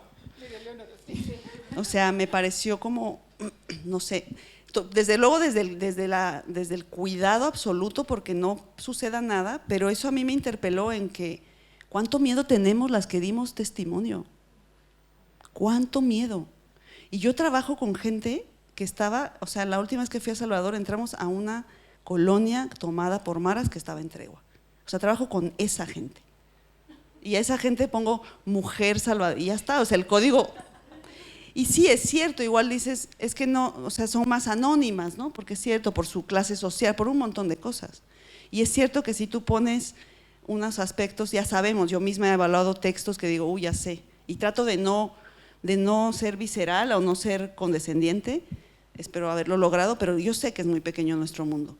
Pero lo que no es el punto de que sea pequeño o no, sino que me interpela que tengamos tanto miedo, ¿saben? O sea, porque yo entiendo que la gente que me da entrevista a mí le da miedo que la maten directamente. Y a nosotros nos da miedo lo mismo, porque al final nos matan, claro, ¿no? Y a mí eso me pareció como lo más duro de leer, la verdad. Y después, y ya termino, cuando ustedes hicieron las entrevistas y escribieron algo y cómo se usó el testimonio, que me puso también a mí como… Porque yo suelo intentar hacer devolución de la información, como para que, no sé, para devolver algo, yo qué sé, de la generosidad de la gente. Pero ¿eso es suficiente? Porque al final la devolución no es el texto como ustedes nos lo mandan, porque no es el punto. Pero debería mandar el texto, escribirlo, ¿cómo hace? Y vuelvo a lo mismo, ¿no? Entonces, me pareció, la verdad, muy duro de leer el texto, muy fácil porque es muy entretenido, pero muy duro porque es un espejo. Para mí fue como un espejo de que por un lado como parte del sujeto de estudio y por otro como la otra parte, ¿no? ¿Qué he hecho yo y qué no he hecho yo? Y es como, ¿y qué debería integrar y qué puedo integrar, ¿no? Y nada, o sea, luego tomé unas notas de Carol, pero si seguimos la conversación ya no para ti, sino que tú en tu generosa reflexión me hiciste evocar preguntas más para ellas. Y nada, pues agradecerles de verdad que hayan sido tan sinceras y tan generosas en decir, no sabemos, eso que dices, no sabíamos por dónde, desnudarse realmente, o sea, ¿no? Y ponerlo en un texto que además lo va a leer, esperemos que mucha gente, porque es muy… Los 4 que nos conocen. Los 6, yo le digo a mi… Le digo a 2 colegas más de México y ya somos 6. No, muchas gracias de verdad y qué bueno que hayan estos espacios de reflexión.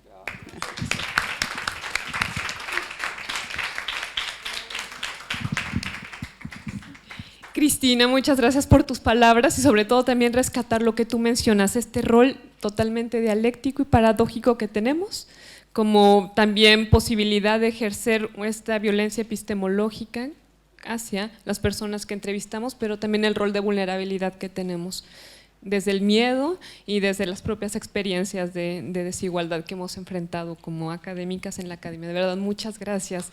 Y ahora tenemos para preguntas al público, por favor. Muchas gracias por la presentación.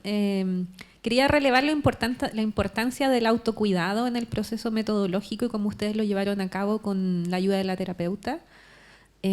Algo que me hubiese encantado quizás aprender durante el proceso de formación doctoral, en el cual uno nunca visualiza los riesgos que tiene para nosotros como investigadores ser parte de esos procesos de trabajo con otras personas. Entonces, eso quería relevar. Y tengo 2 preguntas. Una tiene que ver con el consentimiento informado y cuánta tasa de rechazo a la entrevista ustedes tuvieron, porque creo que eso también es una respuesta legítima respecto de querer o no visibilizar procesos de violencia. Y la segunda pregunta, que es un poco más aventurándome a los comentarios que quizás pueden recibir de parte de revisores del artículo, que tiene que ver con, además de mirarnos el ombligo, ¿qué aporta esto a las ciencias sociales en general o al público en general? ¿Qué parte del proceso metodológico sirve para el conocimiento disciplinar? Más allá de explicitar o permitirnos visibilizar la violencia de género y cómo pueden haber violencias compartidas entre investigadores y personas que forman parte de la investigación. O sea, más bien me estoy adelantando a la pregunta del como el so what, como y entonces esto a quién le puede interesar, más allá de las 4 personas o 6 que dijo Cristina que pueden leer el artículo. ¿Quiénes más se pueden beneficiar de este proceso?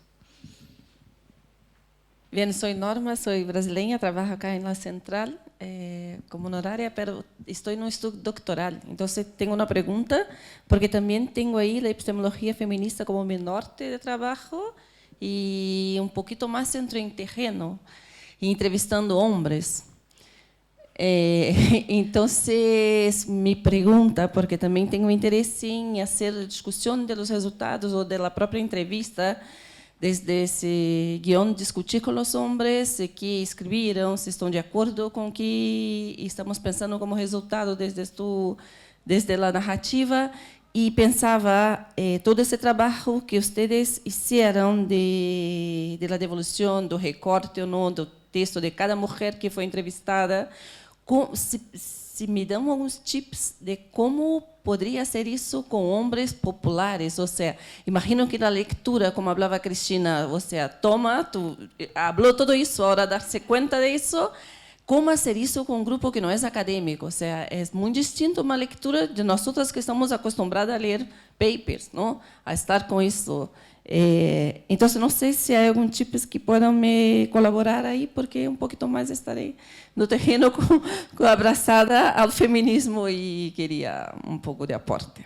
Muchas gracias y las felicito muchísimo. Y só para comentar o tema do temer, é interessante o tema del miedo, porque ustedes não tiveram medo de ser parte de isso. Isso é muito bonito, muito generoso.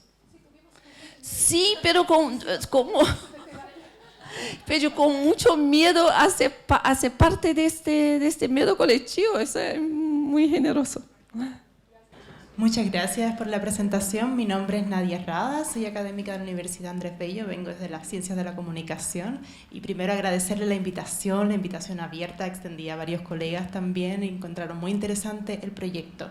Estos espacios realmente son muy difíciles de que se den, de que estemos conversando, porque siempre mostramos los resultados de nuestras investigaciones y es muy difícil tener espacios como estos donde discutamos la metodología. Así que muy agradecida por eso y por la generosidad de compartirla. Tengo 3 preguntas en este orden. Por ejemplo, ¿cómo definir desde la postulación? Porque sabemos que después cuando uno comienza a investigar, los caminos metodológicos se van abriendo, vamos tomando otros caminos, pero ¿cómo definir en la postulación, que es una postulación siempre estratégica, la cantidad de entrevistas, pero más allá de la cantidad de entrevistas, las disciplinas de las ciencias sociales a las que ustedes van a entrevistar los sujetos, ¿no?, de estudio, los países, por qué esos países y no otros, y qué disciplinas dentro de esas 50 iniciales que ustedes proponían. Y en ese mismo sentido, ¿cómo fue su propuesta metodológica en la postulación? Porque destinaron después mucho tiempo a diseñar una metodología. Pero a la postulación del proyecto ustedes presentaron algo de cómo se iba a hacer. Entonces, ¿cómo fue esa parte de la metodológica? Y con respecto al tema de ético, que es fundamental y que nos atraviesa a todos,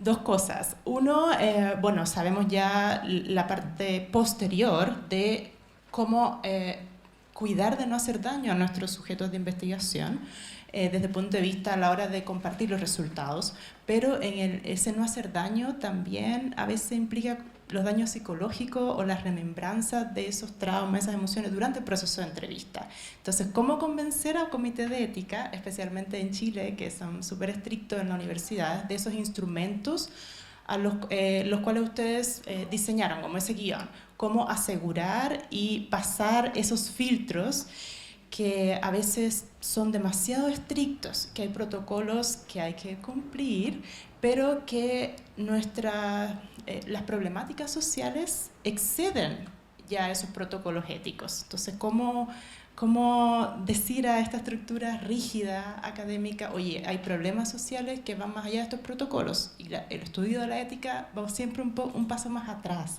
Entonces, ¿cómo fue ese proceso también? Y gracias. Paz, mira, la cuestión del consentimiento informado. Por supuesto, aplicamos el consentimiento a todas las personas entrevistadas y a nosotras mismas. Firmamos el consentimiento informado, las personas del equipo que hicimos las entrevistas. La estructura del consentimiento, todo lo que contiene, adhiere tal cual a la normativa vigente en Chile, que está disponible en la página de la ANID y fue fiscalizada por el Comité de Ética de la Universidad de Tarapacá. Como dice Nadia, queda cortísimo. En el momento de aplicar la entrevista, lo que hicimos con las personas fue sentar y conversar antes de la entrevista todo lo que habíamos vivido de proceso metodológico hasta llegar a esta entrevista, sintetizar la historia del proyecto, de todo lo que habíamos hecho y decir, mira, estos son los riesgos. Nos dimos cuenta, esto lo resumíamos, menos sistemático que acá, a las mujeres entrevistadas. Varias nos pidieron acceder al guión de entrevista antes para evaluar si querían o no.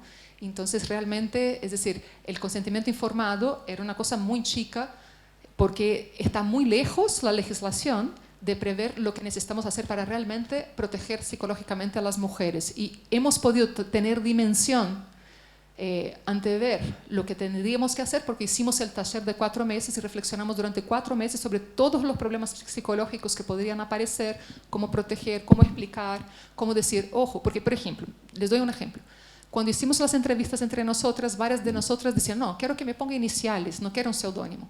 Después, cuando transcribimos la entrevista, dijimos, fíjate que tu inicial, a veces firmas con tu inicial y que se te identifica.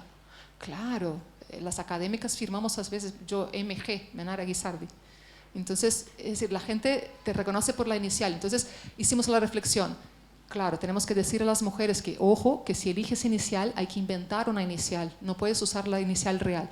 Todas esas cositas las estuvimos dando vuelta 4 meses, hicimos protocolos de todo esto para decir a las mujeres antes, y va mucho más allá del protocolo ético que la universidad exige, ¿no?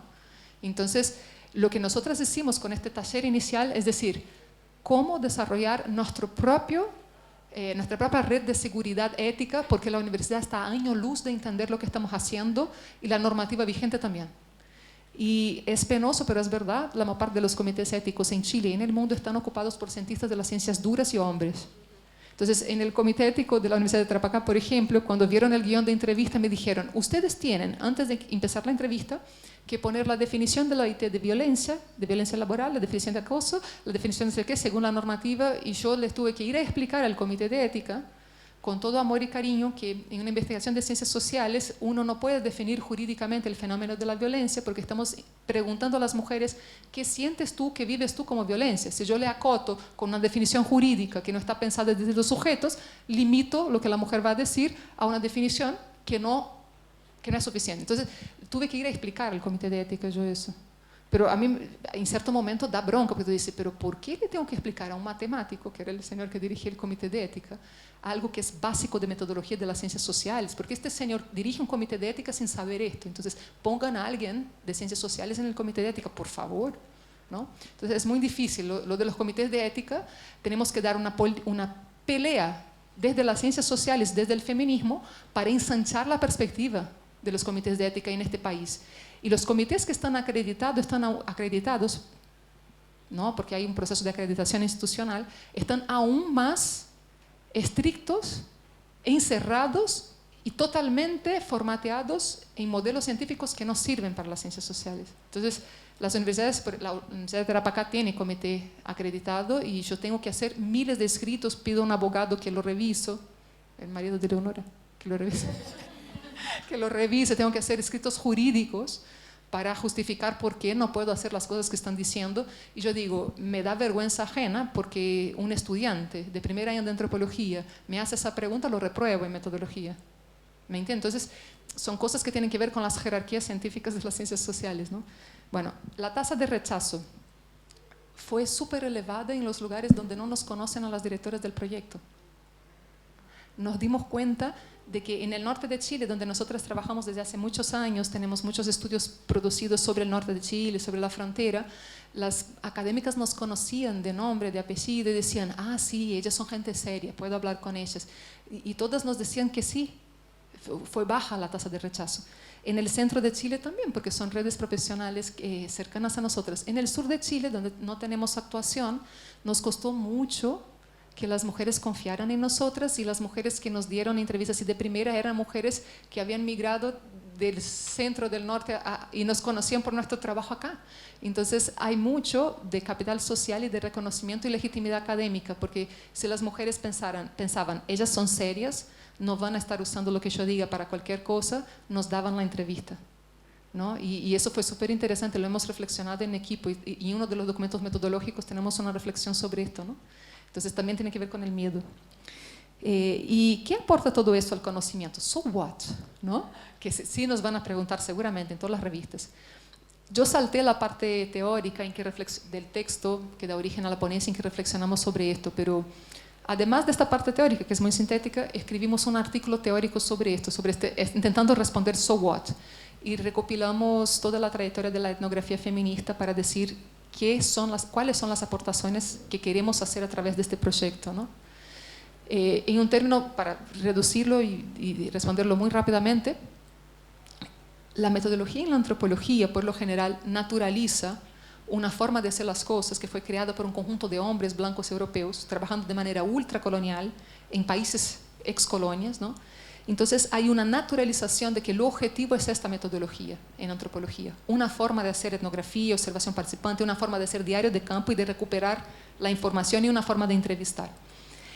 Lo que nosotras queremos hacer en términos metodológicos, y aparece en este texto que ellas leyeron, es esta forma objetiva no es objetiva, es androcéntrica, patriarcal y causa muchos problemas a la ciencia y sobre todo desprotege a las personas con quienes trabajamos y a las investigadoras, porque cuando vamos a trabajo de campo y implementamos esta metodología, nos exponemos todas a niveles de violencias altísimos, como Ana decía. Entonces, uno de los objetivos del proyecto es destrincherar la naturalización de ese androcentrismo metodológico de la antropología y decir, no es objetivo esto.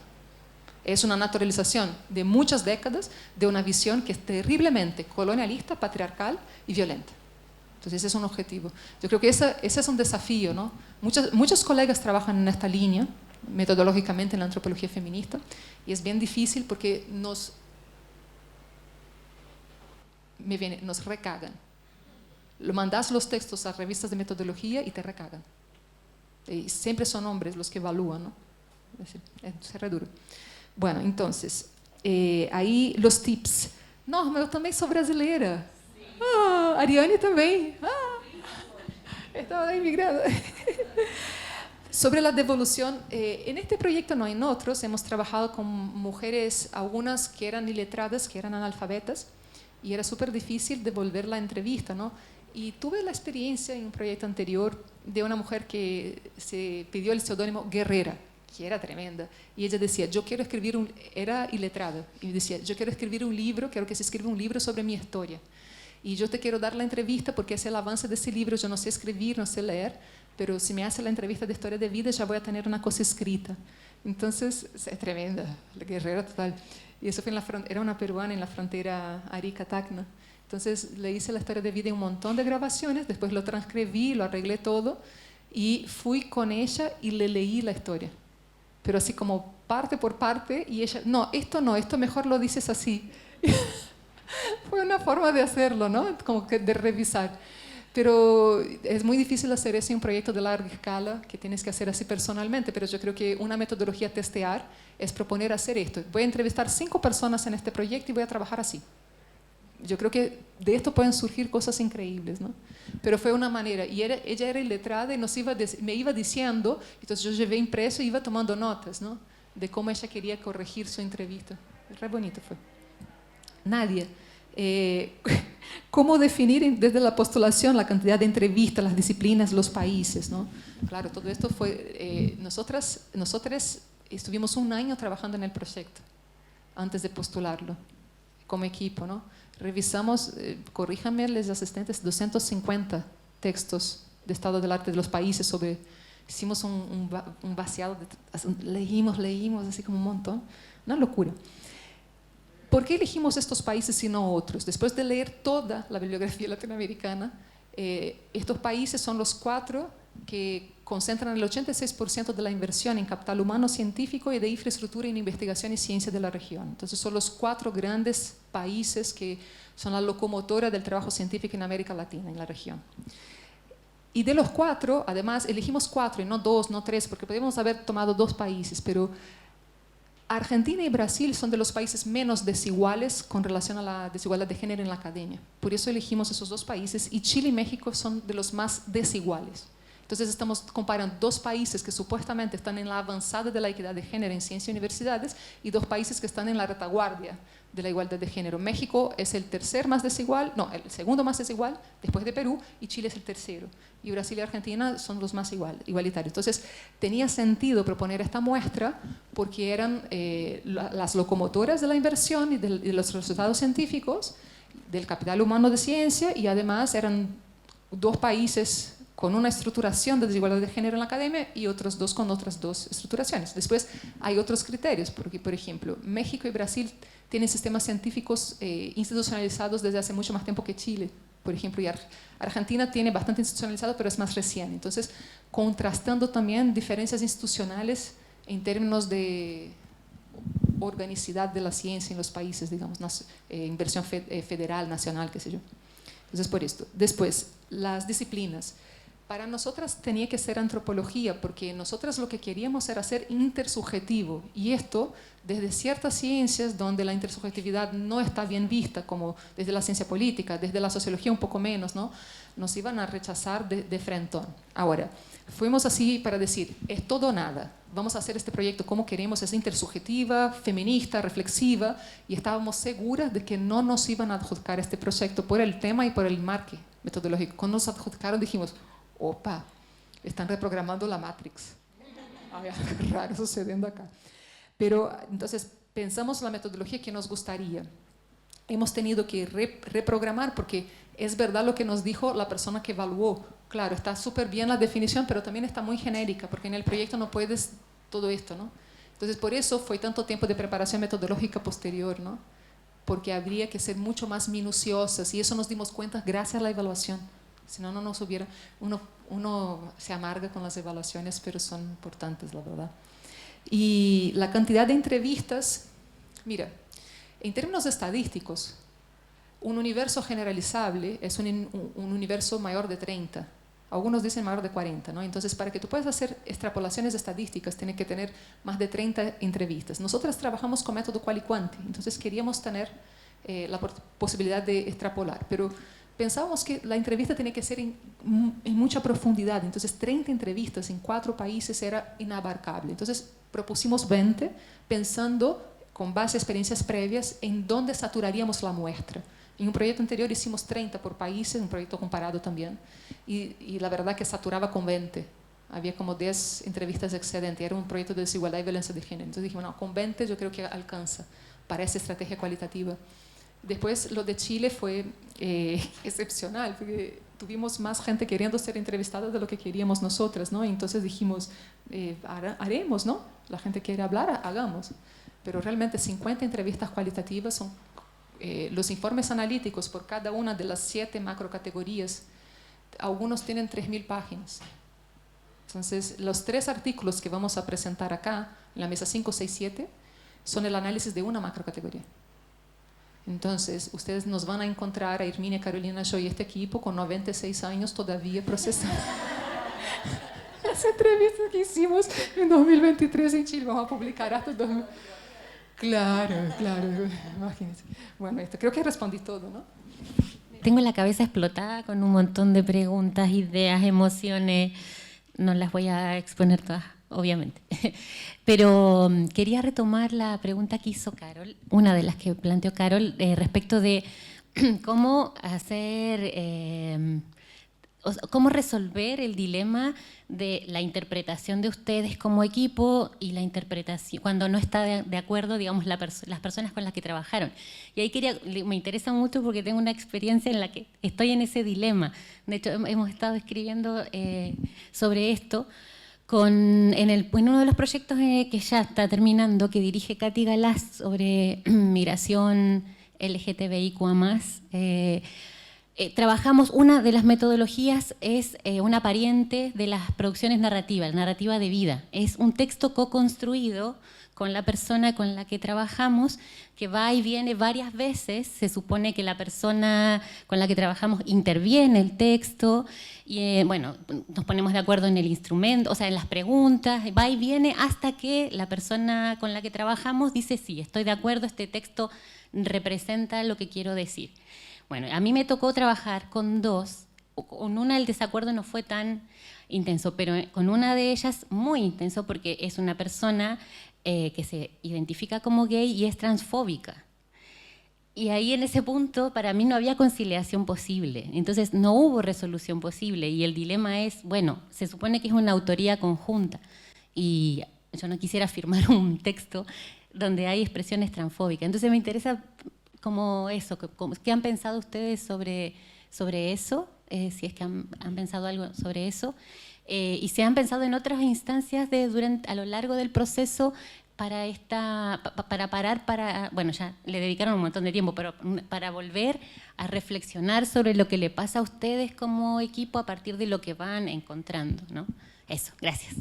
Vamos sobre tiempo, que eso hay que regularnos un poco. No era una pregunta, no es para contestar, es para pensar sobre ella, porque creo que no es el momento, estamos ya todo el mundo muy cansados. Pero bueno, daros las gracias, ha sido muy, muy sugerente y bueno, y como que conecta con un montón de cosas, ¿no?, que venimos pensando también desde el grupo de investigación desde el que ambas formamos parte. Y sí quería plantear el tema del anonimato. Yo estuve con Carmen hace bastantes años en Brasil en un Facendo Género, y hubo un prefacendo que fue muy interesante, y ahí Claudia Fonseca iba a hacer la ponencia final y estuvo observando en todo, en el pre, en el post, y ya nos interpelaba acerca del anonimato y de si el anonimato no es algo que nos conviene a nosotras como investigadoras o que conviene a las personas con las que trabajamos, ¿no? Y yo creo que hay un texto también de Nancy Sefer-Hughes cuando vuelve a Irlanda, porque ha recibido muchas críticas, que ella también plantea, ¿no?, que es decir, ¿de qué forma escribiríamos si supiésemos que las personas que se van a identificar en esos textos que escribimos? Entonces la pregunta es si el anonimato se ha dado por supuesto o a las personas se les ha preguntado si quieren aparecer de forma anónima o no. Porque, por ejemplo, en esta investigación que hicimos, esta de la que hablaba antes, muchas de los colectivos aparecen con los nombres, o sea, aparecen identificados como tal porque querían aparecer como una manera de visibilizar las cosas que hacen. O sea, entiendo que sí, pero es como darle otra vuelta, ¿no? Como, venga, yo voy a decir algo distinto. El anonimato está muy bien, pero a veces habrá que preguntar, ¿no?, si tú quieres estar anónima o no, ese tipo de cosas. Que entiendo que sí, pero me parecía relevante también traerlo a la discusión a la sala, porque ese es otro de los a priori de la disciplina. El anonimato es bueno siempre. Pues digo yo que si lo preguntas tampoco pasa nada, ¿no? Que a veces es una cosa tan sencilla como preguntarle a alguien qué quiere que se nos olvida, ¿no? Es como, ¿y por qué no pregunté yo eso? Pues yo qué sé, porque como no se pregunta, ¿no? Y esa me parecía relevante también pensarlo de ahí. Muchas gracias.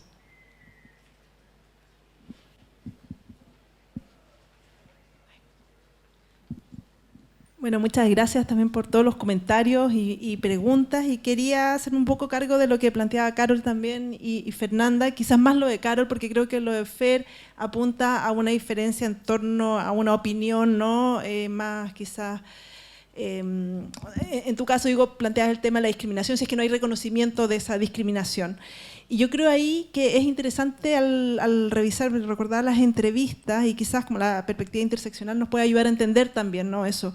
Porque es interesante que en ciertos momentos aparece el género y en otros momentos no aparece el género como elemento de discriminación, ¿no? Quizás en las universidades algunas de las entrevistadas decían, bueno, no, yo no me sentí discriminada por ser mujer, sí, de clase, y aparece la clase con mucho más fuerza. Pero después, en el momento de postular a un trabajo, sí aparece el tema de género, ¿no? Entonces, creo también que no es un relato unívoco la discriminación de género, no es permanente a lo largo de toda la trayectoria, de toda la experiencia, sino que aparecen momentos y en otros momentos aparecen otros elementos. Entonces, también es interesante esos matices, porque va construyendo experiencias de discriminación que son mucho más complejas, donde va alimentándose, digamos, de distintos elementos, de distintos ejes, y que va siendo parte en conjunto de una trayectoria, pero no quiere decir que haya y no es que no haya conciencia, porque sí la hay, estamos hablando además de académicas que están metidas en el tema, digamos, y el momento de enunciar la pregunta, hay inmediatamente una reflexión. Y el hecho de que no lo pongan como un elemento de discriminación me parece que es súper importante relevarlo como tal, ¿no? Bueno, si es que no hubo y siente que no hubo, ¿no? Pero sí aparecen otros elementos. Entonces, ¿cómo se van jugando? Entender por qué aparece la clase en algún minuto, más que el género, creo que nos obliga a preguntarnos permanentemente de cómo se van entrelazando todos estos elementos. Yo creo que, sinceramente, ahora vamos a empezar a vivir este proceso, porque ahora tenemos los primeros artículos, ¿no?, los 3 primeros empíricos, y lo que vamos a hacer es enviar a todas las personas que son mencionadas, decir, mira, acá está el texto, échale un vistazo, tú sales en tal página, mira si te parece bien cómo está analizado. Ahora, una cosa interesante es que yo creo que estos conflictos son parte de la situacionalidad de una estrategia crítica, ¿no? Entonces, más que decir esto cómo lo resuelvo, debería ser el conflicto el centro de la escritura, ¿no? Entonces, tendo a pensar que hay que sincerar, mira, la persona entrevistada interpreta esto así, pero desde el equipo tenemos otra interpretación, y hay que sincerar esa diversidad de perspectiva y sincerar el conflicto. Entonces, sí, uno de los grandes problemas, yo creo que de nuestras sociedades, pero particularmente de la sociedad chilena y de la brasileña, de la que vengo, son sociedades que naturalizan la evitación del conflicto, ¿no? No lo ponen sobre la mesa, no hablan de eso, y como dice Lacan, lo que no se habla enferma, ¿no? Y yo creo que el conflicto hay que exponer, y hay que exponer que como investigadores no tenemos solución para esto, no hay solución de continuidad. No es que yo voy a reducir la perspectiva del otro, de la otra, por mi interpretación. Saramago, el premio Nobel de Literatura portugués, dice que intentar convencer a alguien de lo que yo pienso es un esfuerzo de colonización del otro, de la otra, ¿no? Y yo creo que tienes razón. Entonces, si uno llega a un callejón interpretativo en que no hay consenso posible, intentar reducir cualquier una de las dos perspectivas es violencia, es colonización propia o del otro, de la otra. Entonces, yo creo que la salida ahí es sincerar el conflicto y decir, mira, acá hay un conflicto interpretativo sin solución de continuidad y no estamos de acuerdo. No estamos de acuerdo y es así. Hay esta perspectiva y esta otra. Hay momentos en que eso es irreconciliable y hay momentos en que es conciliable. No lo sabemos. Estamos viviendo un momento político en Sudamérica de polarización de las extremas derechas en que nos estamos preguntando en términos macropolíticos, ¿no? Porque son el bolsonarismo, el movimiento casta acá y el mileísmo generan perspectivas que son irreconciliables con muchas perspectivas internas de esos países, y uno dice, vamos a lograr llegar a un consenso de vuelta que establezca consensos sociales mínimos para las democracias regionales. No lo sabemos, pero es de la época. No tenemos respuesta para esto, no es solo un síntoma, y yo creo que vamos a empezar a ver eso cada vez más en nuestro trabajo de campo. Es un síntoma de un espíritu de época, este nivel de polarización. Hemos dejado el multiculturalismo pop de los años 90, ¿no? Que apostaba todo el reconocimiento es posible, ¿no? Y eso naufragó, ¿no? Y estamos viviendo el post eso, yo creo. Y eso es todo, ¿no? Sí. Ah, no, Ana, nos pasó porque teníamos una entrevistada, lo cuento muy rápido, que defendió a su hermana académica de una universidad que fue violada. Universidad católica, fue violada por curas. Y ella nos decía, yo quiero que salga con mi nombre y apellido, el nombre y apellido de mi hermana y el nombre y apellido de todos esos hijos de puta violadores que por años estuvieron violando. Los tipos fueron procesados por haber violado 18 mujeres, con total impunidad eclesiástica, institucional, tremendo. Entonces, yo quiero que salga. Y nosotras tuvimos que decirle, lo entendemos desde lo más profundo, pero la universidad nos va a demandar si lo hacemos. El comité de ética interrumpe el proyecto y la ANID nos van a hacer trizas. ¿Cómo podemos hacer para contemplarte? ¿Qué podemos hacer para resarcirte, pero no nos dejan poner tu nombre en los nombres reales? Y es doloroso, ¿no? Porque se entiende el deseo de explicitación de un problema, ¿no? Y nada, aquí yo creo que eso de vuelta, militancia política académica. Los comités de ética tienen que ensanchar las comprensiones sobre los límites de la exposición de las personas, porque solo proteger con un seudónimo o anonimato, en este caso desprotege, porque la causa de ella fue totalmente invisibilizada por la institución, por los medios de comunicación, y ella decía, yo quiero que se sepa, porque es parte de la reconstitución, y nosotras no le pudimos apoyar en esto. Es decir, fue doloroso, ¿no? Hicimos la entrevista y decimos, qué frustración, pero estamos limitadas por las normas, ¿no? Entonces es brutal. Ahí hace falta hacer mucha militancia, ¿no? Porque es un problema político este. Me encanta esta metáfora de pensarlo de verdad como un caleidoscopio. Y por lo mismo este caleidoscopio que lleva la complejidad de cada escena, de cada una de nuestras biografías, es como este caleidoscopio que hay que vincular. Dentro de esta reflexión que de todos modos nos agrupa a todas, dentro de nuestras diferencias de clase, de género, de edad, de raza, de nacionalidad, dentro de este campo que compartimos acá en Chile, pero eso es como un rigor metodológico que se espera con la intersubjetividad, que es un gran desafío. Y bueno, de verdad, darles las gracias por sus comentarios. Bueno, yo me quedo siempre con esa reflexión de que esto es un caleidoscopio de estructuras que nos oprimen, que hay que ver de forma situacional y situada, de forma sincrónica, pero hacerlo diacrónico nos va a permitir esta vinculación política. Y bueno, también entregarles estos regalitos, pero me quiero tomar nada más la libertad de leer la etiqueta para finalizar, que es un poema muy, muy lindo que escogió Menara para enmarcar estos regalos y darle un sentido totalmente feminista y también como de agradecimiento, que bueno, dice, creemos que otro mundo es posible, un mundo con miradores de sol en el que las mujeres podamos vestirnos de sonrisas, que es un poema de Gisela López de Caminares. Y muchas gracias por esta mesa y por su atención, de verdad. Gracias.